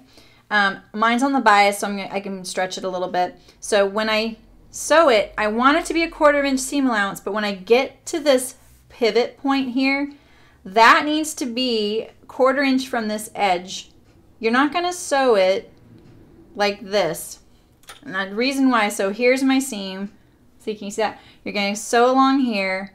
You need this to be right here. So when you're sewing your 1/4 inch seam and you pivot, you end up at a 1/4 inch right here from the slit. You need to have that slit completely enclosed, and you're going to clip it. You don't need to be a 1/4 inch, just right above it, you know, just some sort of pivot point. So you need to remember that you need to have that slit completely in there. And honestly, it would probably be a little better if you could sew it from the other side. Just like that, and I'm going to pivot. And it's going to look terrible for a second, all bunched up.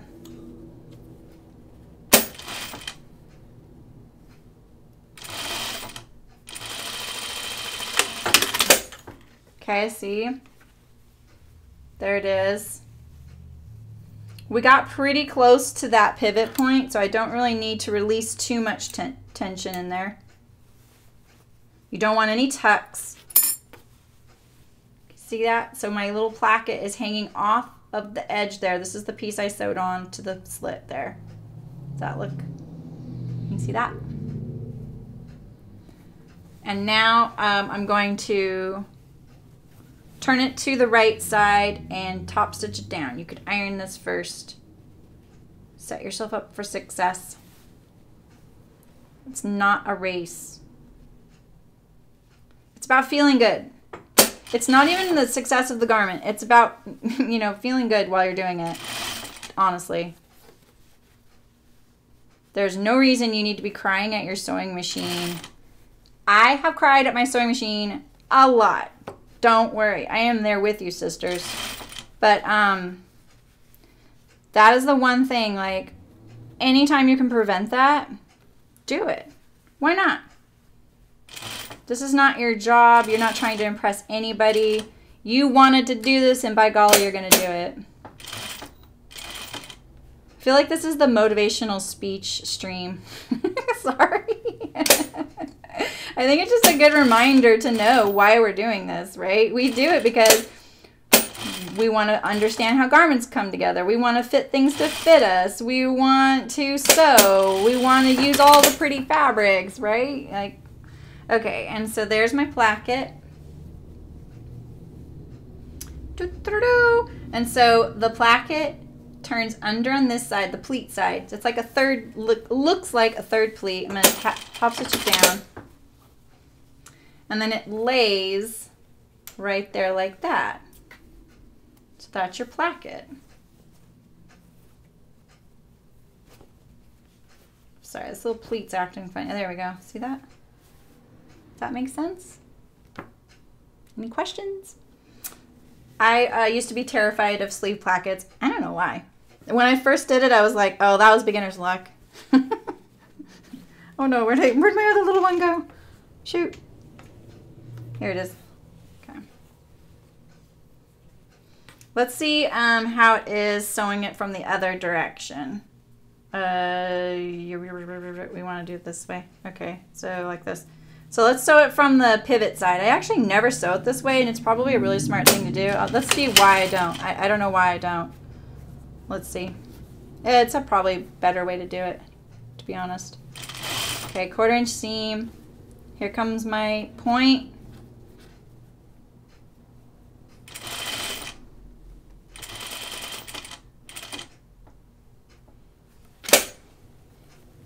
I think I need to go a little further. I think I'm a little too far away from my point. I don't know why. I guess I just get the hang of it on the other side. Yeah. I'm going to taper this. See, maybe I had my beginner's luck this time too. Okay. Get rid of that pull. Hi, Nicole. How's it going? I like your hand waving. Yeah, we're kind of cruising along on this Archer. It's going really good. This fabric would make anything look good though, honestly. Okay, I'm going to go really close to that little pivot point, and now I'm going to turn just like this.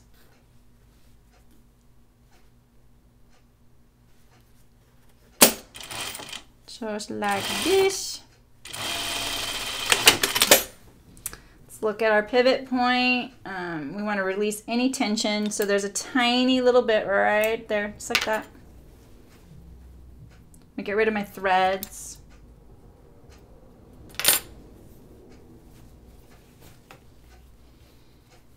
Yeah, I think if you have the YouTube app on your phone and you click the bell when you subscribe to my stream, and you click the bell, and if you didn't click the bell when you subscribed, you can go back and do that. It turned notifications on. It will say, so live just went live, you know, something like that, and it'll have the title of the stream so you can see if it's something you're interested in. I follow so many live streamers, I had to kind of turn that off, but I know their schedule, so I'm always checking. I watch a lot of live streams. It's mostly I don't watch much TV, I watch mostly live streams now. And yes, they are gamers, I know. It's hard to believe, but it's true. I like watching gaming. It's like reality TV without the drama. I'm not much for drama. My stitch length feels really long. I've been thinking about it the entire time I'm sitting here sewing with you guys. But I look at it, looks okay. I changed to a size 14 needle. That's how much I like you guys. Oh, nice. Swatching a new design.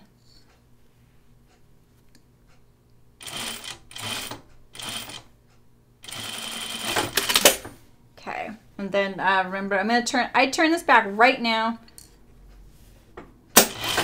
so that I don't forget to do it. I'm gonna flush that up a little bit.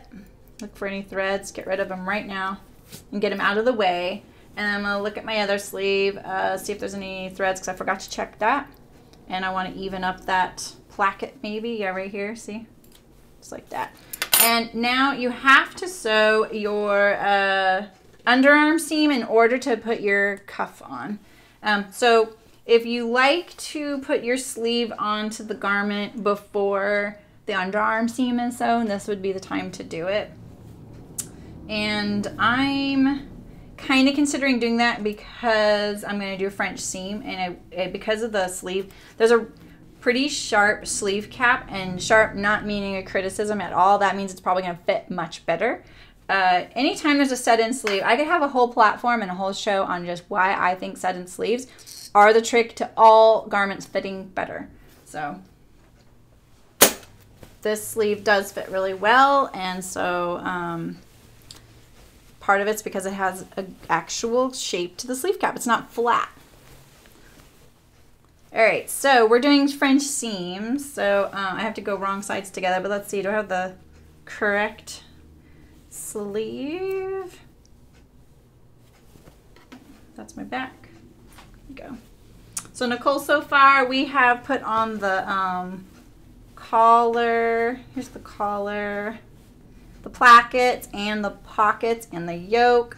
All we have left are the sleeves and the hems. That's it. And the cuffs. So we're cruising right along here. So we're going to do a French seam. Oh, I'm actually going to put a stitch in here for the ease.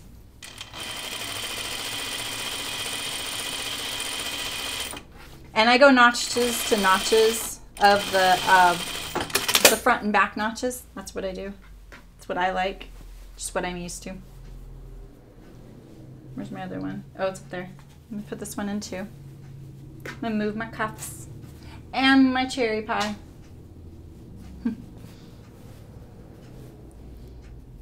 So I'll be doing the Charlie Captain on Saturday in the short version without the gathered waist, but with the smooth. And then it might be my last stream for a couple weeks because, or a couple weeks from today, because I'm going to a show next weekend. I'll try and upload another video next week. I might be able to do that. And maybe I'll upload it on Thursday or Saturday. I know you're just hanging on the edge of your seats to see me sew something else, right? And then I'll be back. I'm going to miss this. I really love doing this with you guys. So when I set in a sleeve and there's ease, put in a stay stitch, I pull it. I don't want gathers. I just want to take up some of the excess fabric. And you can see now my sleeve wants to curve over. Can you see that? It wants to form that shape at the top of my shoulder. So that's why you like we like set-in sleeves. We're big fans. We are the set-in sleeve fan club because this is when a garment fits better, because the more construction a garment has, the better it's going to fit, the more seams. And you know, it's not like in other things, the more is actually a little bit better when you're trying to fit something. I mean, unless you're wanting something really loose and you just want like a tent dress or whatever, great. But if you would really like that garment that's not going to ride up, move around, lift while you're raising your arms, you know, like for me, I'm a klutz, so I really do like things constructed and close fitting without being tight. I want them to skim my body. That is what you want. You want more seams. So princess seams, darts, set-in sleeves rather than like a no sleeve seam. Like anytime you see these patterns that don't have an armhole seam right here or a shoulder seam, be prepared. Like that garment will be really fast and easy to sew, but you're going to have some fit issues and you're not going to understand what those are, but it's mostly due to this whole shoulder sleeve area. The sleeve is a very tricky pattern to draft, and a lot of people find them tricky to sew in, but that's why I show you this trick of putting that stay stitch in there and gathering it up a little bit. Let's see, do I have the right sleeve right now? Now I have the back one, okay. But it's worth it. Like once you get the hang of those types of tailoring and engineering techniques, your garments will fit a lot better and you'll have more success and you'll be happier to sew those things. I'm a big, passionate sleeve advocate. And there's a lot of great patterns out there that I love that don't have all those attributes, but it doesn't mean you have to write those off at all, you know?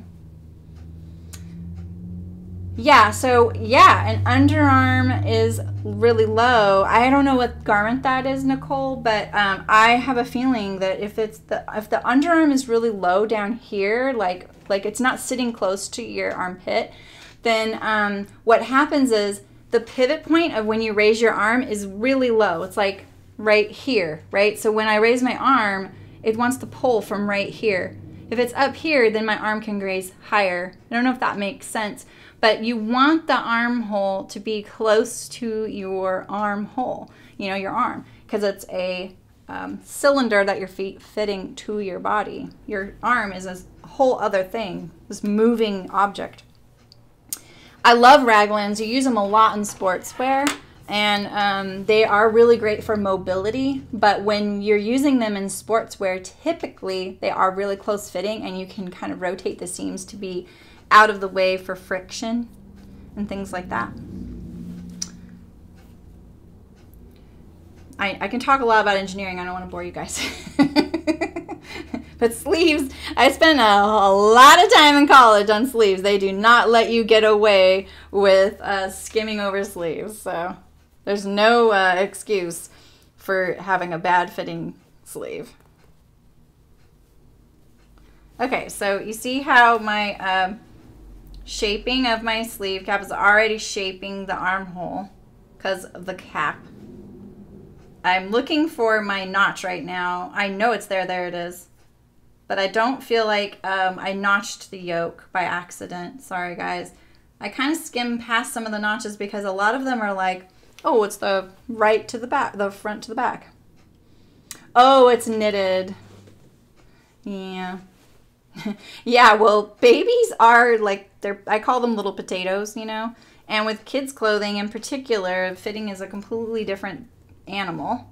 They don't have necks either. They, especially the younger they are, they don't have a neck. And on top of that, babies are really oddly proportioned. They're super cute, but they're very oddly proportioned. Their head is almost the size it will be when they're an adult. It's the item on their body that grows the least over the course of their lifetime. You guys, I just pinned that right sides together. Oh my gosh. Oh my gosh. We're doing French seams. We are doing French seams. I will do this faster this time, I promise. I won't even pin it this time. How's that? We're going for it. I'm not going to put you through that again. I'm sitting here blathering on about stuff you're probably not that interested in. All right. Yeah, I have, I'm really picky about the sweaters I knit. And I'm super quiet about it because there is a lot of amazing sweater patterns out there, but you can tell they do not have garment construction knowledge. They have amazing knitting knowledge, and I tend to get pretty disappointed by the fit. So I look for tech edited patterns for sure. And I don't know anything about the pattern you're talking about. This is nothing to say about theirs. I don't know which one it is. But I look for tech edited pattern, and I look for something that looks like it fits my body type. I look for people who have knitted already. Okay, so because we're doing a French seam, I'm having to sew in the seam allowance that I have used to ease the sleeve. So it's all gonna work out once we get to do our final seam. Don't despair. I don't really enjoy doing French seams on armholes.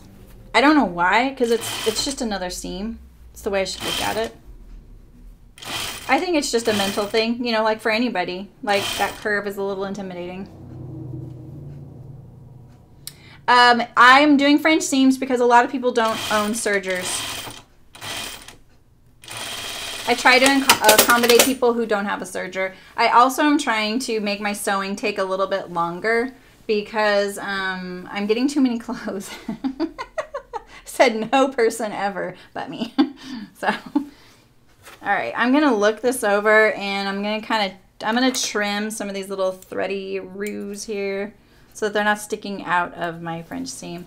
Yeah, so if people don't have a serger, they can completely sew a gorgeous archer without it using French seams. It's kind of how I did the first few dresses we sewed. And on this particular pattern, there is only side seams and the armholes that you have to finish. So you could use a zigzag, a serger, and then you can do French seam. So it's only 4 seams that you have to do it on anyway. So why not, right? So when you're doing a French seam, the best thing to do is to iron this, press the seam open right here, and then press it like this shut along the seam line edge. You'll get a nice crisp seam.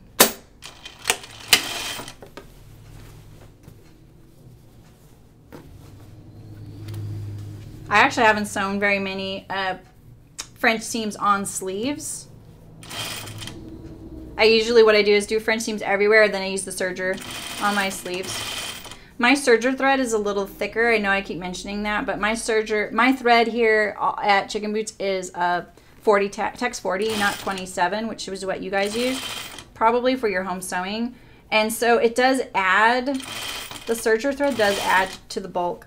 And on this fabric, it's not going to be a big deal, but on something nice and lightweight and drapey, you do notice it. And when I'm prepping things for the stream for you guys, I will pre-serge all of the pieces, which means that some of the seams have double the serging. So I'm not really a big fan of that. I'm hoping I'm not catching the other side. I noticed the time, and I know you guys are probably like, geez, finish this already.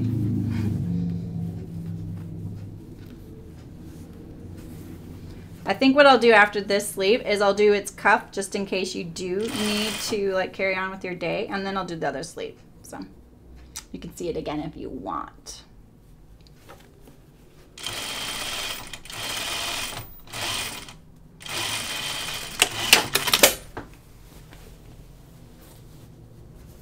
It's pretty good. I think I just saw my stay stitch somewhere. Where was that? Nope, it's just a thread. And then there's a couple of little threads right here that will trim.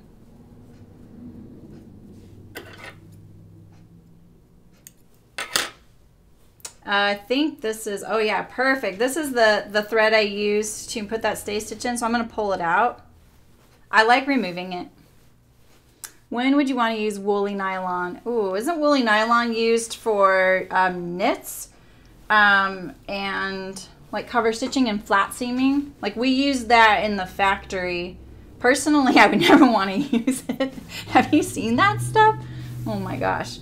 It's I'm pretty sure if it's what I'm thinking of, well, yeah, it's like this, it's like really fluffy thread. It's a nightmare to deal with. I did work somewhere where we started a line of insulation, which is like clothing that's next to the skin, designed to wick away moisture or keep you warm or both, or keep you dry in sports and things, mostly kayaking. Forget a minute. Okay, I'm getting this all confused here. There we go. I'm gonna do my underarm seam now. And a lot of the insulation is flat seamed together so that, yeah, I don't think t-shirts they use woolly nylon because it isn't a natural fiber either. So flat seaming is when you, it's the craziest thing to watch. You put your seam together through the machine like this. So you put your two pieces of fabric together. You actually kind of butt them like this, and this little tiny 1/8 of an inch overlaps, and then you push it through the machine, and then it straddles both of those pieces. So it's a very minimal amount that it's overlapping, maybe 1/4 inch, and then it has to lay flat, it has to look nice, it has to be soft against the skin. That's why they use the woolly nylon. And it is incredibly difficult to sew. There's definitely a knack. Like I actually worked on a team troubleshooting a machine like that we got, and we got it going. And then we made a really great line of insulation. Actually won a design award for that. It's pretty fun. And then they will use it on other items as well as a decorative look as well. So yes, exactly, Nicole. The kiddo fleece jackets, REI would be a really great example. We used to sell to them.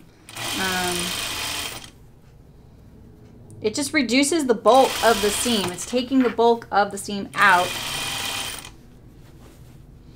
Fleece does not unravel, like it doesn't ravel. There's no reason to finish the fleece edge except that it's visually, it looks more secure and it feels like it's a better made garment. Or maybe you use it as a contrast thread color for like that hit of color, especially like in a kid's thing. You would see it. Patagonia, probably, well, Patagonia, I'm not sure if they were one of the people that kind of popularized it. I want to say Arc'teryx was, but Arc'teryx was actually the one who popularized welding seams together. Not the kind of welding you think of when you think of metal. It's basically a way to, for lack of a better word, fuse a seam together of a synthetic garment, like a waterproof breathable fabric. Am I getting too techy for you guys? It was a no-sew means of assembly. They still do it. They are pioneers and really amazing at engineering things. They were modifying sewing machines to do what they wanted to do, making zipper pulls lower profile, making things more hidden. Definitely my style of design in outerwear. when I came to the outerwear industry, they were all about being loud and all the pockets and all the reflective tape and everything you could possibly imagine. Even though if you put everything in all those pockets, you'd sink to the bottom of a lake. And when I came along, I was like, what are you guys doing? I'm not into that. And I'd come from the fashion industry, but I was an outdoorsy person who did not want to be in the garment industry anymore. And they convinced me to work there, and so I gave it a go, and I loved it. It was definitely where I felt the most at home. Oh, good, Brooke. And but I did have to kind of butt heads with sales and things like that with some of my ideas, especially the owners. Sales was a little more on board because they were like, no, this is what people don't want to look like this crazy outdoors person when they like get out of their boat and they hop into a convenience store to get a snack and then they go back on the water and keep going. They want their clothing to kind of transition, and that's what I thought, like, why can't outdoor clothing look like clothing? You know, why does it have to be so in your face? And this went up against like design aesthetics of people like North Face, who was really into that kind of aesthetic. And it ended up working out. Like people understood my idea, and you know, then other people were doing that too. I think it was just what we all wanted to see at that moment, so we all started doing that. I loved working in the outdoor industry. My husband still sort of does. It's where we met.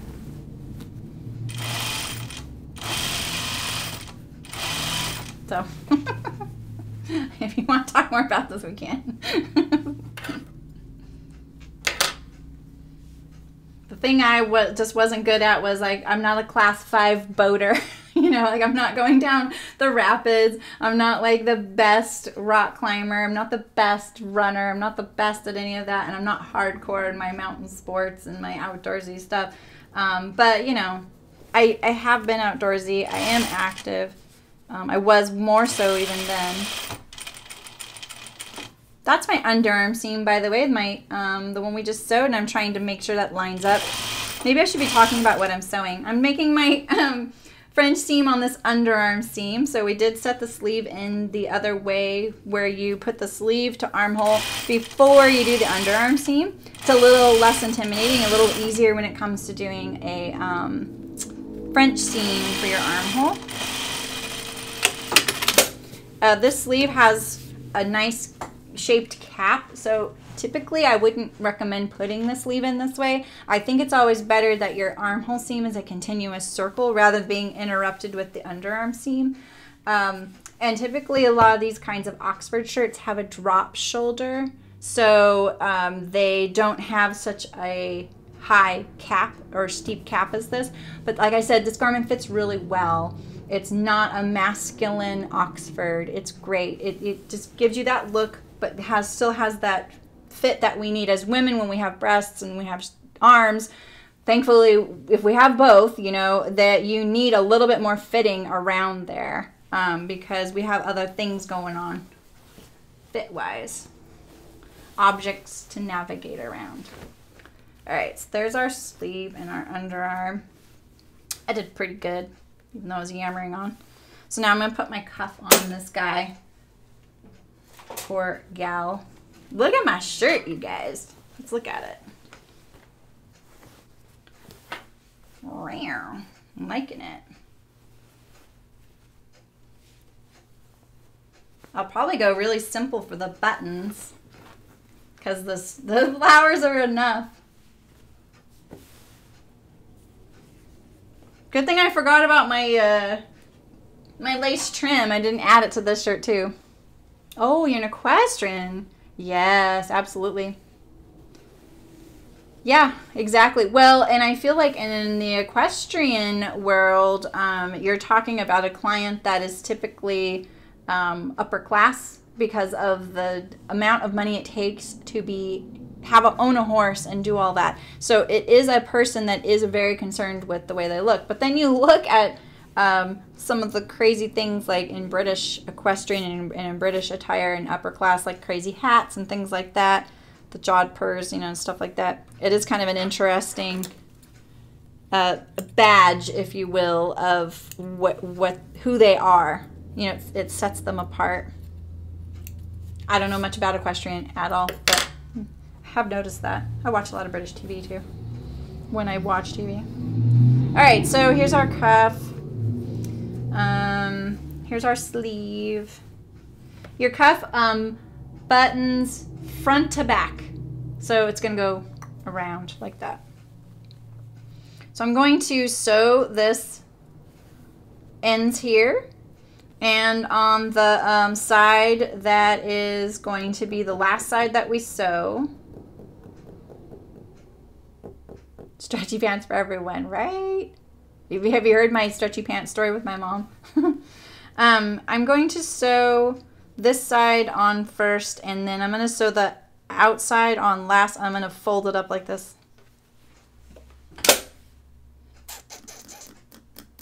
Actually, I think of an easier way to set you up for success is this. I'm going to do it from, I'm going to sew the ends afterward. Yeah, my mom refuses to wear stretchy pants because when leggings first came out, she, you know, my mom's adorable, by the way, and petite, and leggings and sweatshirts, and she had 2 small kids. She was like, this is awesome, it's comfortable, it's trendy, it was the trend. And then she didn't realize she'd gained 5 pounds because of the stretchiness. And so she's like, never again. I hate how denim has stretch in it. Okay, so I'm going to sew from the wrong side of the sleeve to the outside like I've been doing for the collar and how I did for the sleeve placket. I'm tempted to fold this. There's a lot of ways to do this. I can do it this way like this, but I'm not going to. I'm going to leave this open like this, flat, and then attach it. And I'm going to do it about 1/2 inch seam allowance. And one thing, like when you have these pleats, it's easy to do this, kind of stretch it out. You kind of want, when you get to that point, it to be straight up and down on itself. And then I'm going to see where my underarm seam is, like what is this? This is, I want to push it to the back, so I'm just checking it. That's the back, right? Okay.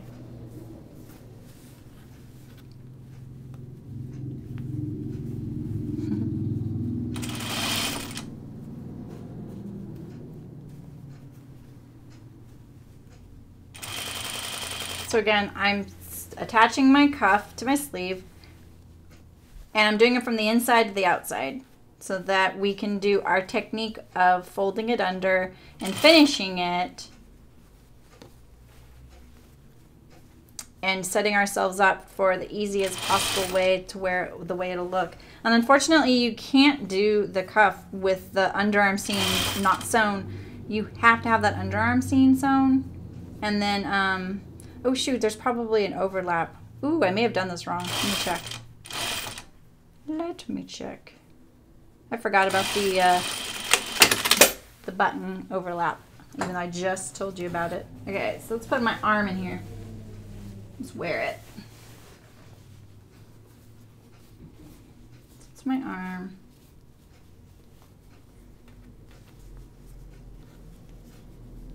Yeah, I think that's right.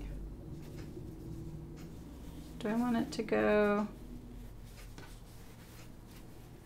over like that? Yeah, I think that's right. Okay. Phew. Okay. So now I'm gonna sew my ends just like this. I'm going to fold it in the middle and then pull out my seam, go like this. I'm going to turn down the seam allowance just like that.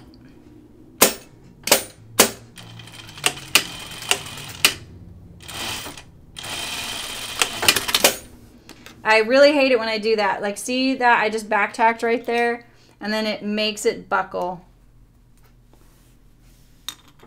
It's a pet peeve. So I'm going to try and do the needle down there and then back tack so it doesn't pull like that. You know what I mean? Because it's hard to get your cuff point if you're fighting against that little, like, you know, what do you call that? little gathering thing.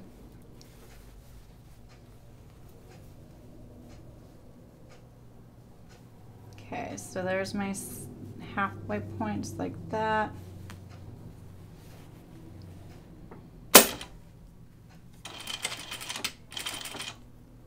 I don't really need to be that precise with the back stitch there, because we're going to go back and we're going to top stitch around that, and that's going to secure it too.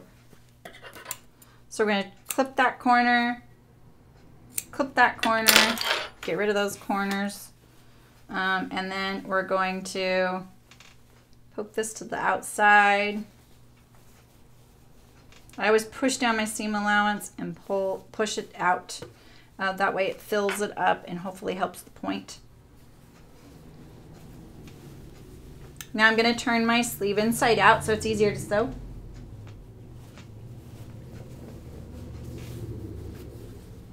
But look, there's my cuff, see? So it's going to the outside.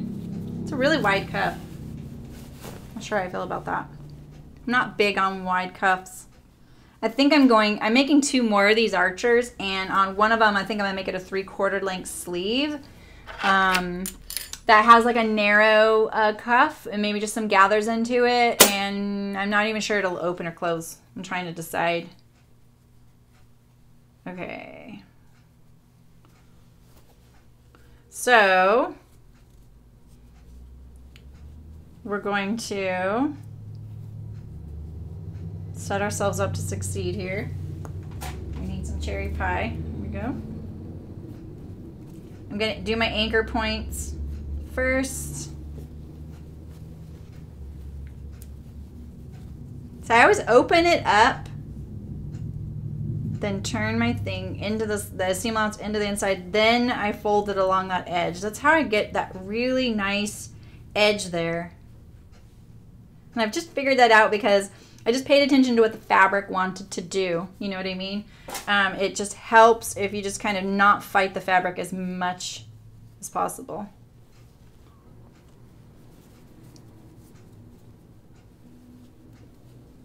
I'm going to pin this along the fold right here. Just like that. Just to kind of stabilize it a little bit. Because it's a really small area that we're working in right here. I always put my garment up here. I haven't even mentioned this today, but I always keep my garment up on the table so that it's not pulling on the needle and pulling away from me. I don't need my garment to fight me. It's already, you know, putting up a struggle sometimes. Okay, so I think I'd really like to get a pin in the middle here, so I'm going to look to see where this wants to lay down. Just kind of making it relax. And I'm going to do 1 pin in the middle right here. So now I have like a little section to work toward. And I'm going to look at it. I'm going to make sure.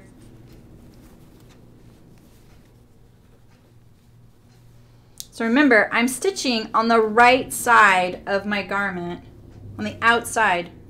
I want it to look nice, but I don't have to worry about what the inside looks like as much because we are only going to be seeing the outside. Now the cuff does show when you roll it up or something like that. So it is a good idea to pay attention best you can. I never showed you guys my cuffs on one of the shirts I did. Oh, the Aster when I did this. And I forgot to show you guys that they actually turned out really great. Because I did this technique and I was like, yeah, so you don't even have to worry about the inside look like. But I wanted to show you guys that it actually did look really good.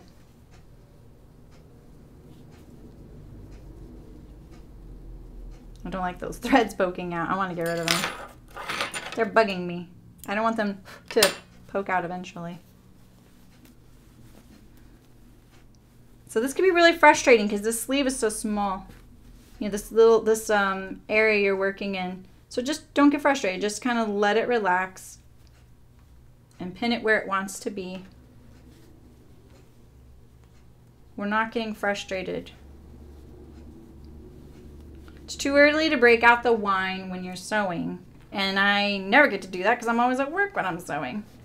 And on top of that, it wouldn't work out very well for me if I did that. So, not a good combo. Most likely I would spill it. Okay, guys.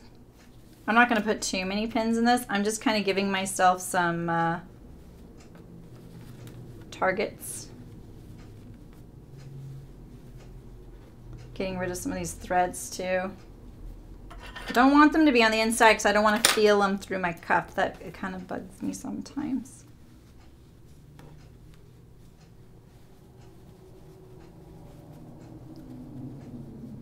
So the thing you have to remember is that one side of this cuff has already been stitched to the shirt. So it isn't going to be as relaxed as this side is. That's why this side looks a little bit bigger. It's not. It's just because we already sewed the other side. So it's fixed. It's almost like, consider it like it has a stay stitch, you know? All right, so I'm gonna start, I think I'm gonna start over my underarm seam. Not gonna backstitch. I'll backstitch at the end.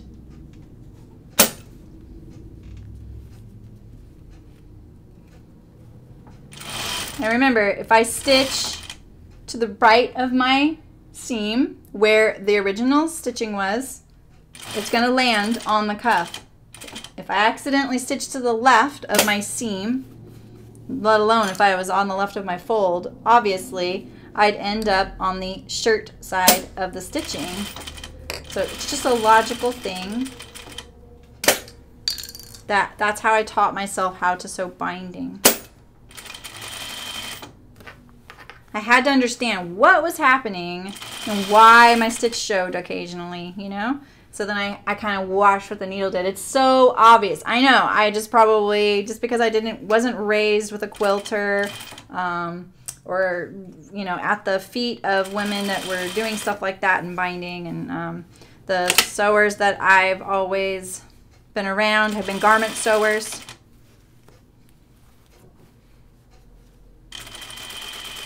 So sometimes you have to figure these things out on your own before Google is invented and we have the World Wide Web in our pockets. I'm doing my cuffs right guys? Like that's where the tab goes. I actually don't ever put a extension there. This is funny to me. I think I'm doing this wrong. Am I doing this wrong?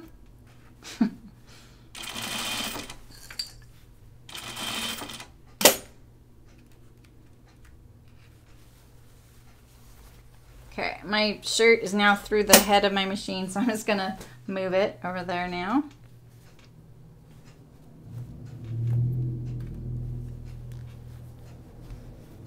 Okay, now I've got a lot sewn already, so now I can kind of straighten it out as I go and hold on to it.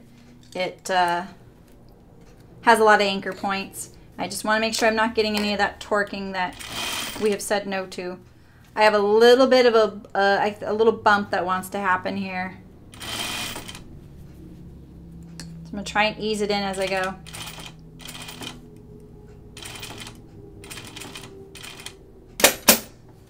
I'm going to take out a few stitches of this one so I can ease it a little bit more. Just like that. I'm going to get rid of the bobbin because I don't want to stitch it down permanently.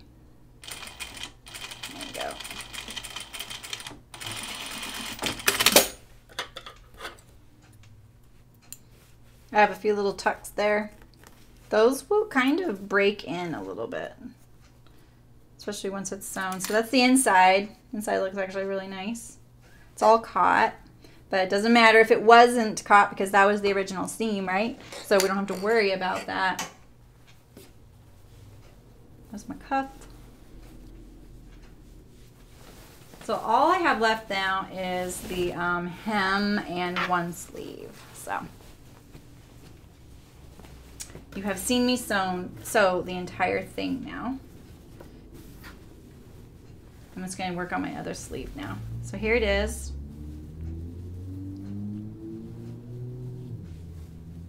So I really feel like that doesn't have a tab like that. Maybe it does. Maybe that's their design thing.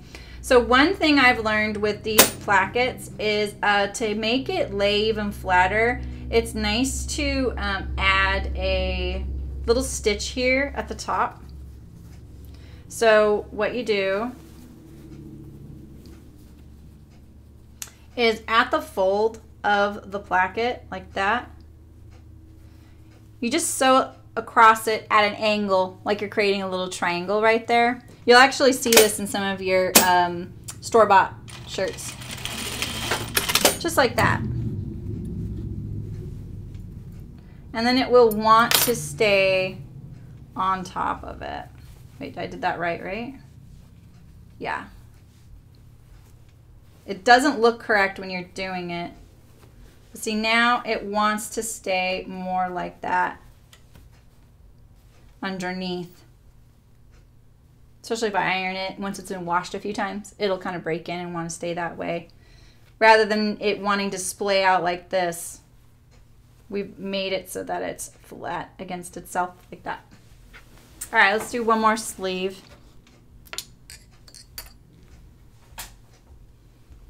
We've already got our gathering stitch in. We're gonna do wrong sides together this time. And we're just gonna go for it. That's how we roll here.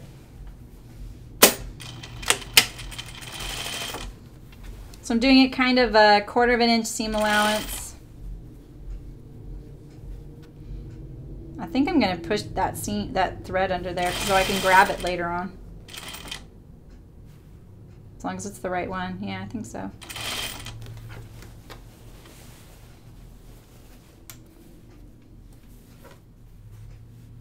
Do any of you have like cute labels that you sew in your garments when it's made by you? You know, like made especially for you by so-and-so or designed by so-and-so.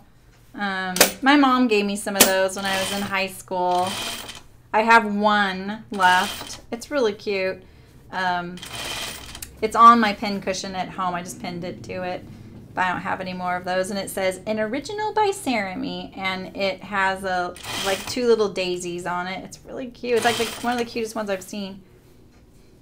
I'm not going to put a chicken boots label inside of my home sewing makes, you know. You don't really need that.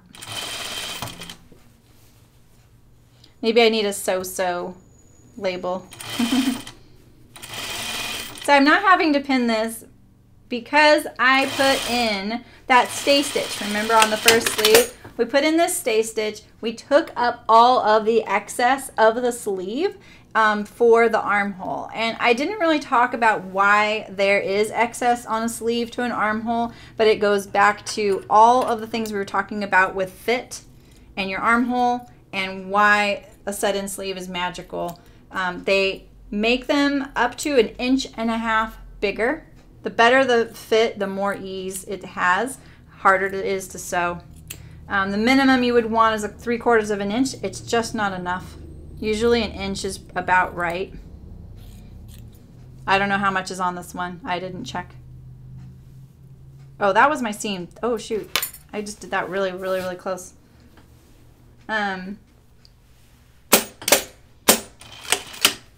Yeah, because fabric's pretty amazing that you can actually, you know, put in all that ease, all that excess fabric and get rid of it. That's my seam right there. I don't want to trim the thread. I'm trying to remember that this is my seam, not the stay stitch right now. I don't want to like trim all the way to that. That would be not good. A little bit disastrous. Okay.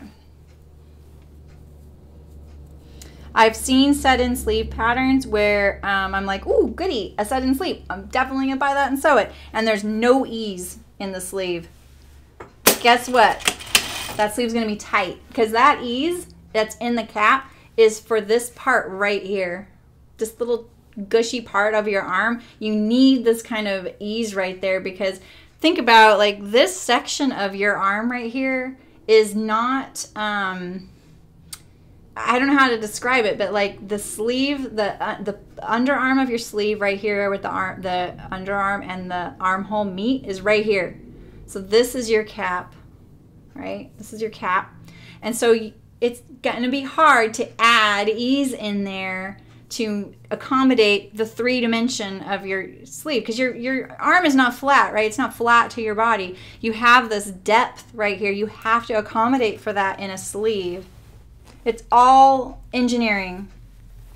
And if you don't have it, it's going to be, you're going to be like this. You can't lift your arm up. We all have those garments, right? So the other thing you can do is you can add a lift to your sleeve, and it's adding this extra fabric to the sleeve cap side at the armhole. So like here's your sleeve. This is the sleeve pattern. You add fabric right here to this pattern piece, so it comes up here. And then you have to still make that measurement the same as what it was before. And then you can lift your arm up without the whole garment going droop like that, which is my pet peeve. I think because I'm pretty busty, I don't really like it when I raise my arms and my whole shirt comes with me. And it just adds to that feeling of how klutzy I am as well. Makes me feel kind of hung up on things, you know what I mean?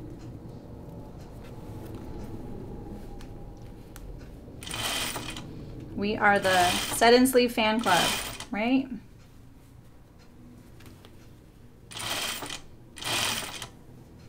I do feel like I'm winging this this sleeve a little bit more.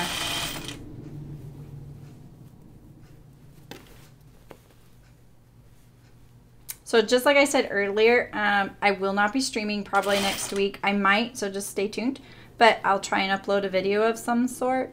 And I will be here on Saturday doing the Charlie Kaftan again in the other view. The short view with the no gathered waist. Because I feel like my other Charlie Kaftan video really got foiled with all those video issues. And I feel like my Burnside bibs also got foiled because I had that power surge. Hey, I'm just a seamstress. Alright, so let's see. There's my armhole. I'm looking for my thread. I'm going to pull my... You don't have to remove your gathering stitch. I just like doing it. I can't do the other side, unfortunately. Oh, yeah, I can. There it is. Okay. See, now it's gone. Let's see if I can do the other side of this one, too.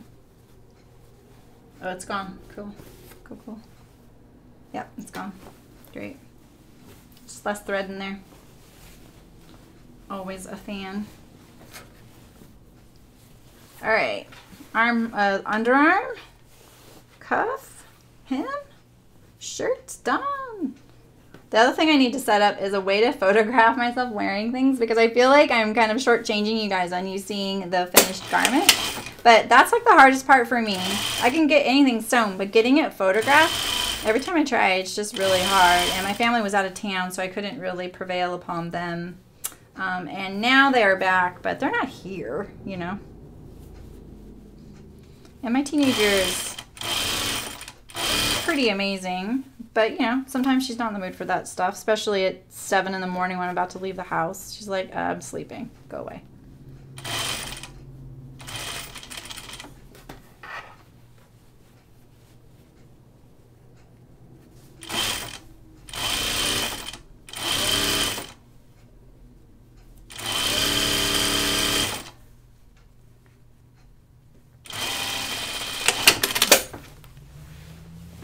Okay.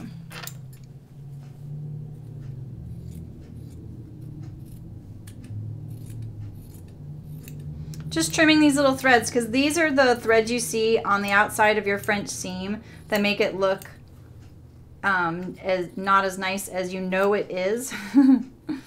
They're just like the little threads, like, so if you're, you know, you cut out your garment and you didn't get to sew it right away, or maybe it got moved around a lot in your sewing space, so these little threads just start popping out more and more and more. So I just like to get rid of them before I do that step, set myself up to have as little of that as possible. Some fabrics are worse than others. Some fabrics that really should be flat, what is this called? French seam. Some fabrics should be French seamed, and they are the hardest to deal with, but that's why you French seam, and you want all of those threads encased in a seam, because a serger is probably too bulky or too ugly for that kind of a fabric, because it's maybe a sheer fabric. Yeah, men's dress shirts do have that kind of ease. And you'd be really shocked if you ever saw a men's suit jacket pulled apart, because the amount of ease that's in those is incredible. And the seam allowances. Some of those like sleeves have like this much seam allowance hanging off in there, or you know, along the collar, waistbands, things like that. They really allow a lot of extra in there, so a tailor can easily get in there and let it out or pull it in. It is really interesting. But yeah, their men's garments also definitely do have ease in them.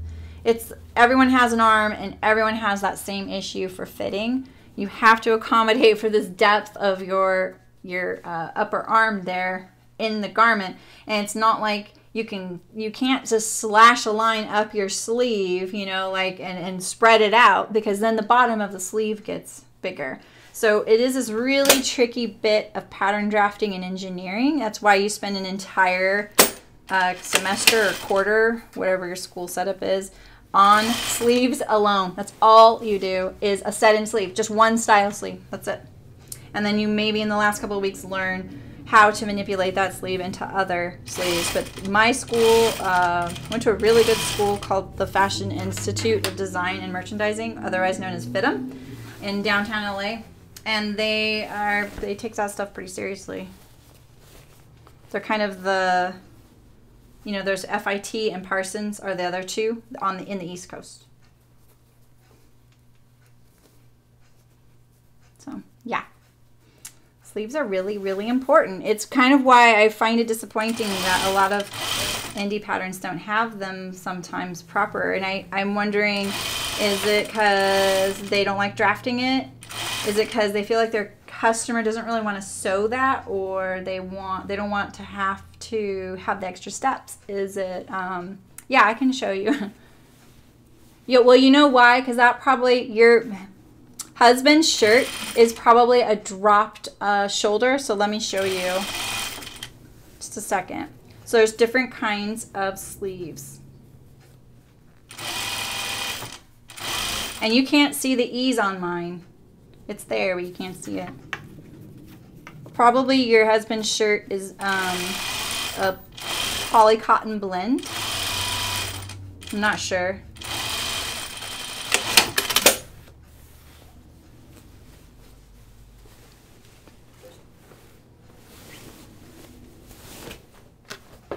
Here's my sleeve.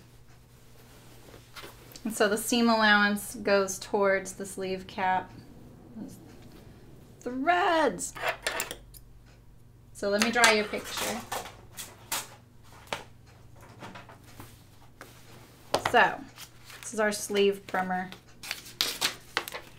Okay. So there is the, you down for this, you guys? So there's the, that's up my front. I'm drawing terribly. Neckline, shoulder, armhole, right? That's your standard bodice, whatever. And then there is the flatter armhole like this. That's how your husband's shirt is. So this one is got that in it. So this is the original armhole right here. And when you see this sleeve is more like this. This one is more like this. There's less ease in there. Yeah, poly cotton, exactly. So this has it's down here. It's a drop shoulder. And t-shirts even more so. T-shirts are, you know, it's almost like no, there's just nothing there. It's very flat.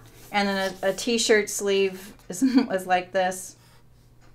Then there's kimonos, which you see really, really commonly. There's a lot of indie patterns are based on a kimono block. They're not using a kimono block, but that's the kind of armhole it is. And that means that they do this. They make it all in one. They get rid of this line here. So if you were to do that with these, what happens is you're losing the cap of the sleeve and the curve of the armhole there, and like it's like built-in darts, you know. And so what happens with an kimono, there's a sleeve seam here sometimes, or sometimes they put they get rid of that seam there and it's all in one. You put it on the fold. The problem with the kimono is that or even if it's not a kimono, but they're using that kind of all-in-one tactic of a sleeve, it wants to pull back. So the whole thing shifts to the back because you don't have any slope and you don't have any the armhole. And that sometimes it'll even slip up to your neck. And that's why kimonos do that. You see in the geishas, the kimono slips back and then the neckline dips out. It's like hanging on the back of them. That's why it's designed to do that, but it's very uncomfortable. Very easy to sew though. So there's advantages to that. All right, let's do our last cuff. And I want my tab on the, okay, so.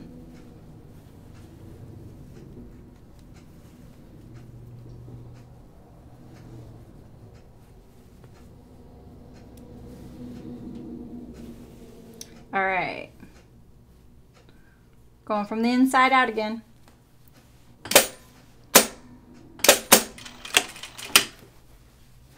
I don't really like this little dipperoo there. I don't know why that's there. I think it's just to add some shape, so because you do need that little bit of ease when you're lifting up your arm and stuff. I did not draft this pattern, so I don't know the logic behind all of the components. That's what kind of it's all about, right? Okay, I'm getting my pleats just so that they are flat and not acting funny.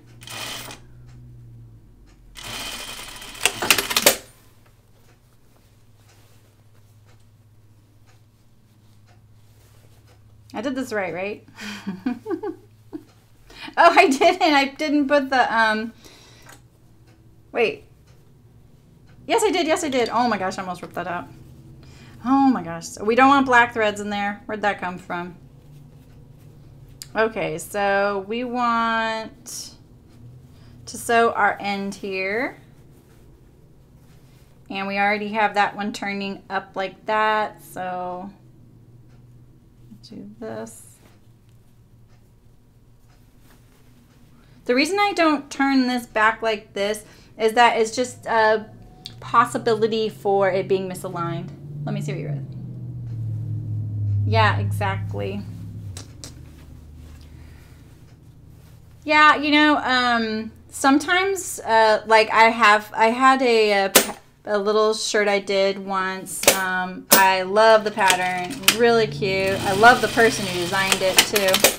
And it was just like the whole garment was, where'd my pen go? The whole garment was like this. So here was your neck. And here was the front, here was the back, and then you seamed it like here and here together, like that. And that was your sleeve. That kind of armhole looks like terrible on me. I have straight broad shoulders, and so I did make a cap sleeve on that. And I love the technique I learned from the Amy Herzog, her like fit, what's her software called? It's not Made to Measure. But she has the sweater design program where it's based on your measurements. Why can't I remember the name of that? Anyway, if you want to knit your sweater mostly seamlessly, and then you can do the sleeve top down from the armhole. I love that sleeve style in knitted sweaters. I do it on everything. I will change the pattern to do it. I just find it works really, really well. And it's easy to make my sleeves the same length too as each other. Okay, I'm gonna make sure that this is straight. See, I was just holding that at an angle and that would have not been the same cuff width as the other side. So I'm gonna kind of fold this up a little bit like that.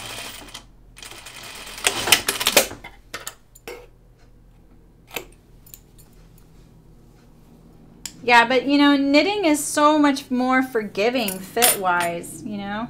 So it's really, you just need to worry about the shoulders fitting really well and the neckline and the sleeve, the top of the sleeve, and then hopefully the rest of it is the easy part. But those shoulders are really important in knitted sweaters. And I am not a knitwear designer. I just know garments. Probably why I like knitting sweaters so much, because I think because it's a garment, it kind of speaks to me. It's something I understand a little better, and I really don't need very many hats and stuff, you know. I don't need any sweaters either anymore, but I still like them. I like knitting them better. I like a big project that's not a blanket. Definitely don't need a knitted blanket. I live in Hades, you guys. It is hot here. In fact, I can't believe I forgot to turn my air conditioning on, but I'm doing okay here.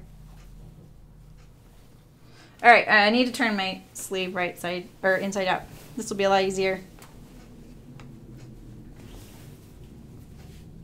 I'm gonna hold the pin because otherwise it'll just get caught on the inside. There we go. There we go. All right, let me speed this up for you guys. Okay, so I'm gonna find my fold like this. I'm gonna pin it along that. I want my cuff to be, you know, the same width, right, all the way around. So I'm trying to make sure of that by doing that.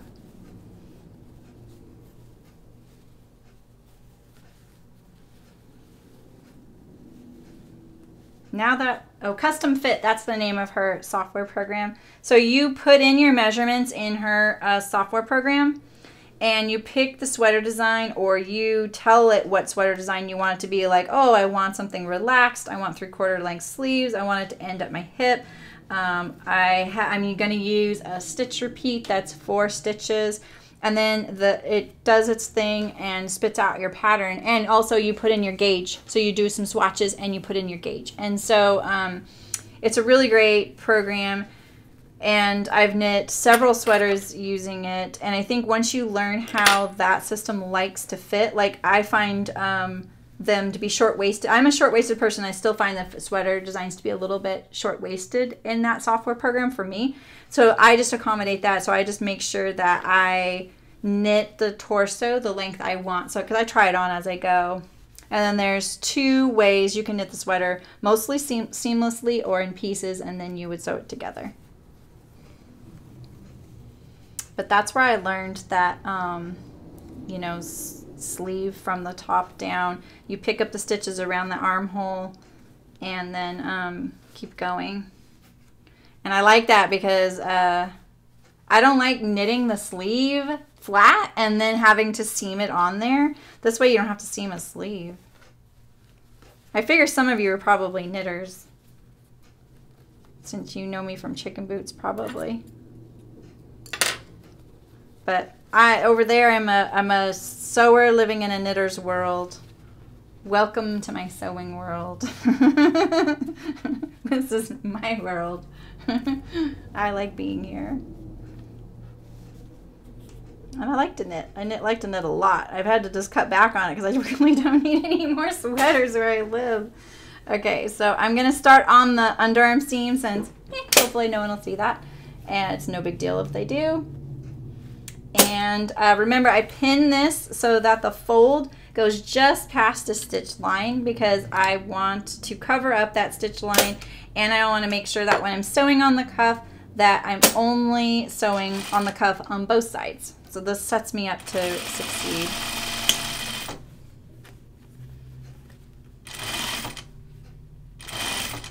Yeah, I'm going a little faster this time.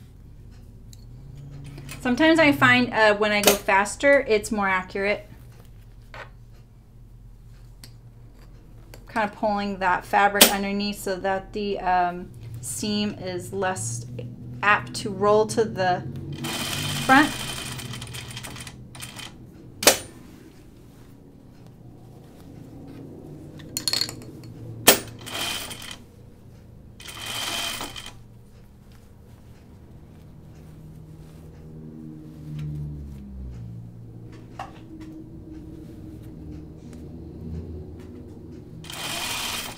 I don't use a magnetic pin cushion, so I'm sorry it takes me a little longer. I just have strong feelings about magnets and pins.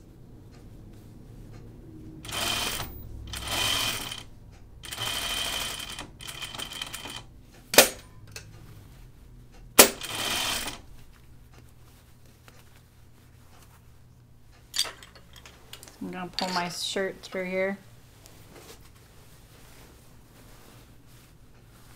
Just like that. And then I'm gonna try and like straighten out this seam allowance to stop ruffling like that.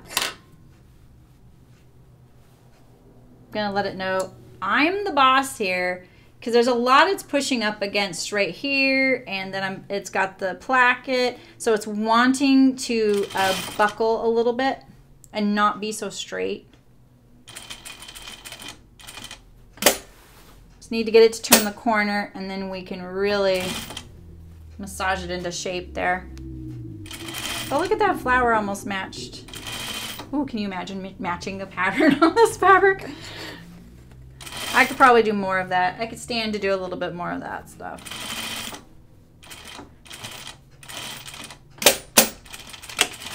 I just don't sew to impress. I don't really need, you know, like sometimes I want to impress myself and that's about it. So I probably could do a little bit more of that just so to challenge myself. Okay, there's our cuff. So remember, when I stitch here to the right, there's my stitching. So my fold went past it, my stitching went there. It ends up on the cuff on the other side. It's a little close. All right, now all we have is our hem. And buttons and buttonholes. Yes, I know, I know. I kind of want to vent in this, but I'm not going to put one in because I think I'm going to start tucking shirts a little bit more often. This is going to be so cute with my ginger jeans. And that little like lace back pocket. Oh wait, did I put the lace on the back? Oh, it's on my Burnside bibs. This will be cute under my Burnside bibs. There we go. Okay, I'm going to mark my length of my placket first so that they match perfectly.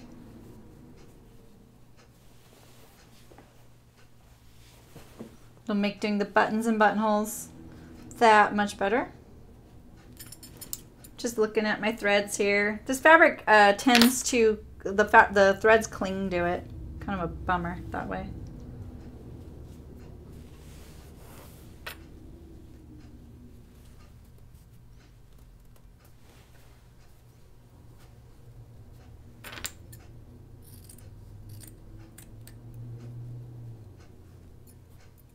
Okay, so I'm just going to mark a pin on these on both sides. Just, it doesn't matter.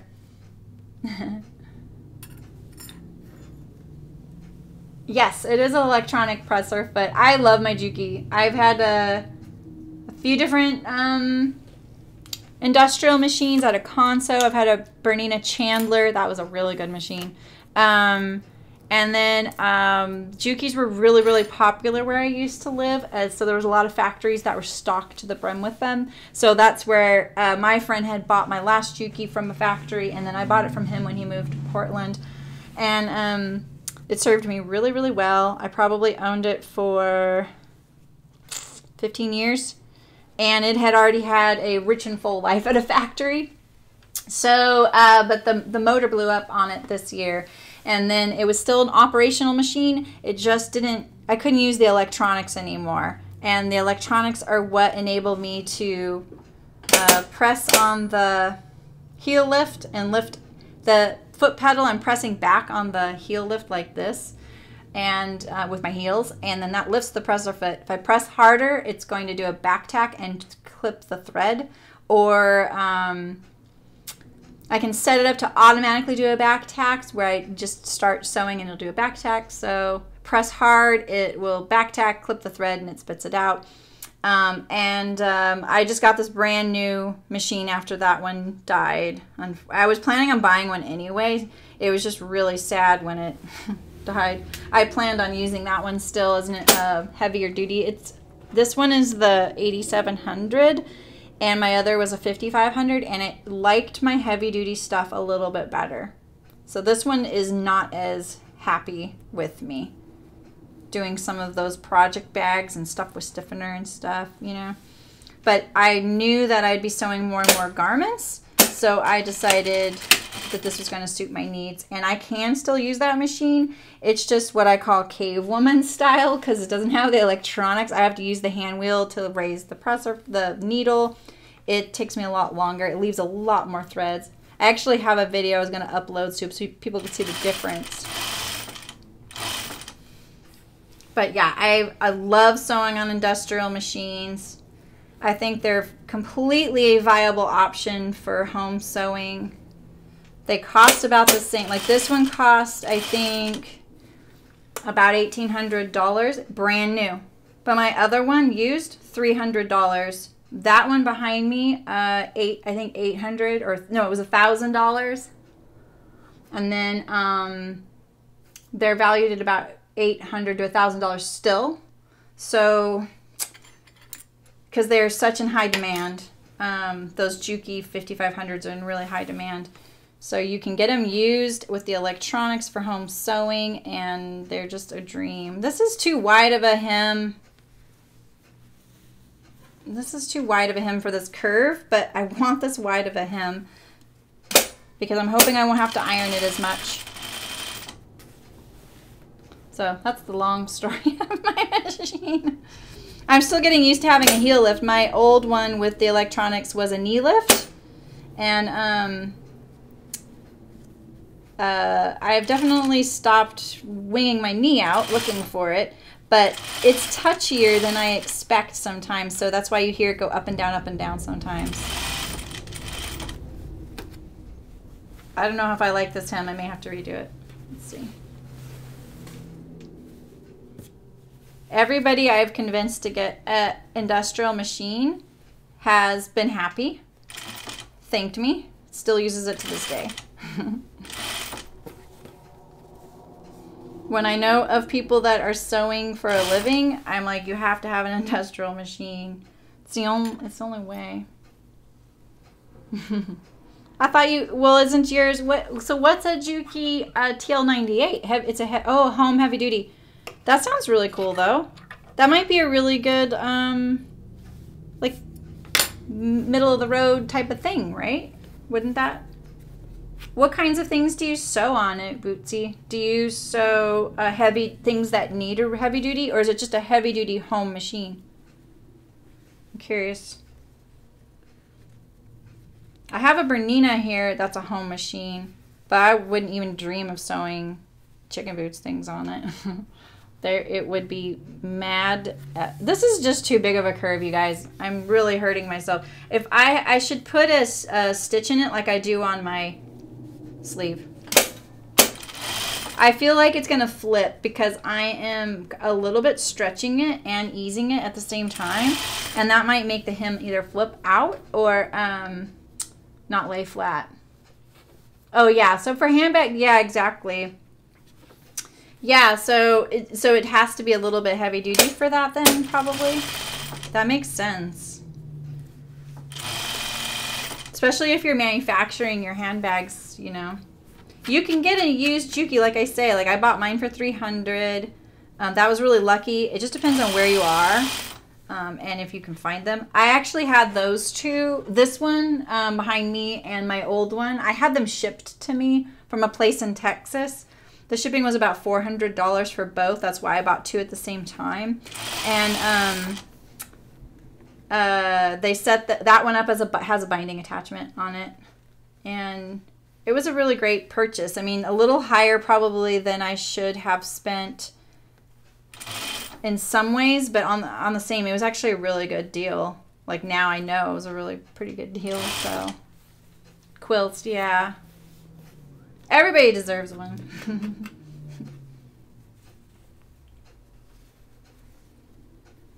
Okay, here I am with this curve. I have a feeling, I don't know why I'm continuing. I feel like I should just check this out and then rip it out right now. How's it looking? Well, it's not flipping. Okay, I'm gonna persevere. Okay.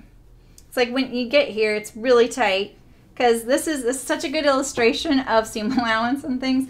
This measurement right here is not the same as where this little piece is gonna end up, right? So it's folding here and then folding here, and so it's right there. So where this piece is folding too. If I were to take my ruler and measure right there, that little spot is longer than this spot right here. And so it wants to stretch and it can't because there's no place for it to do that. You don't really clip a hem. Not this kind. Yeah, I'm really loving this machine. It's got some tension issues when I flip between different projects. It doesn't really like going from something like this to something thick in the same seam. And it's the bobbin that I'm having the most trouble with.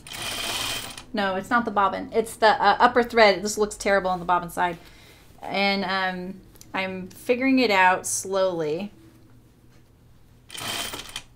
I don't have to sew as much Chicken Boots production myself anymore. But it's still really essential that the machine work for it just in case I do. Because I do, like, occasionally do. I don't mind. I just, it's just not, I don't need to. Someone else is helping me with that. I just sew a few of the products. Can't do all of it on my own. Whew, home stretch. So you're down here, it's too much, and then over there, it's too little. That's why these curves are so funny. So I'm kind of just letting it do what it wants, things like that.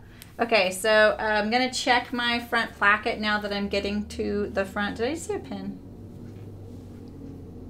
Oh, it's a thread. Okay, I thought I saw a pin.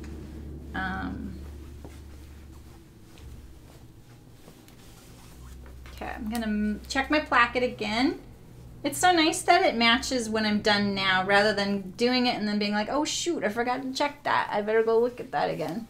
Because that's usually my MO. I just am like, finish, finish, finish. And then I get to the bottom, I'm like, oh shoot. I forgot. So that actually did end up right where I folded it. So we will do the same on that side. I just don't like it when I get these weird points like stretched out like that. So just want to make sure that doesn't happen. So now I got to ease all this in here. So what I really want is this right here. I'm going to set this spot up to be the way I want it. That's my back tack. See, it's messy. I want to get rid of that thread there. Don't like it. Don't like messy. Okay, so I'm actually going to do it this way. The reason I do the tri-corner fold like that is because I don't like this edge poking out past my placket. It looks messy. But I do end up sometimes getting this little wing out of my point, so I'm still working on that technique to be a little bit better at it. I don't get to do this very often. Now, lately I am, but before I wasn't. So I really haven't been sewing garments until I started streaming with you guys. And so I'm just kind of getting my garment legs back under me because this is my background. And I love it. It's really fun. I just need to start sewing a few more less garments or maybe sewing them for someone else. Okay, here we go. I don't have the automatic back tack set up on my machine because, well, it's loud, it startles me, and it's a little bit messy, I guess. Maybe it's not. Maybe I should. It was on my old machine. I actually haven't played with it on this. I should give this machine a shot. All right, it's not too bad. You can see it's slanting. All right, you guys.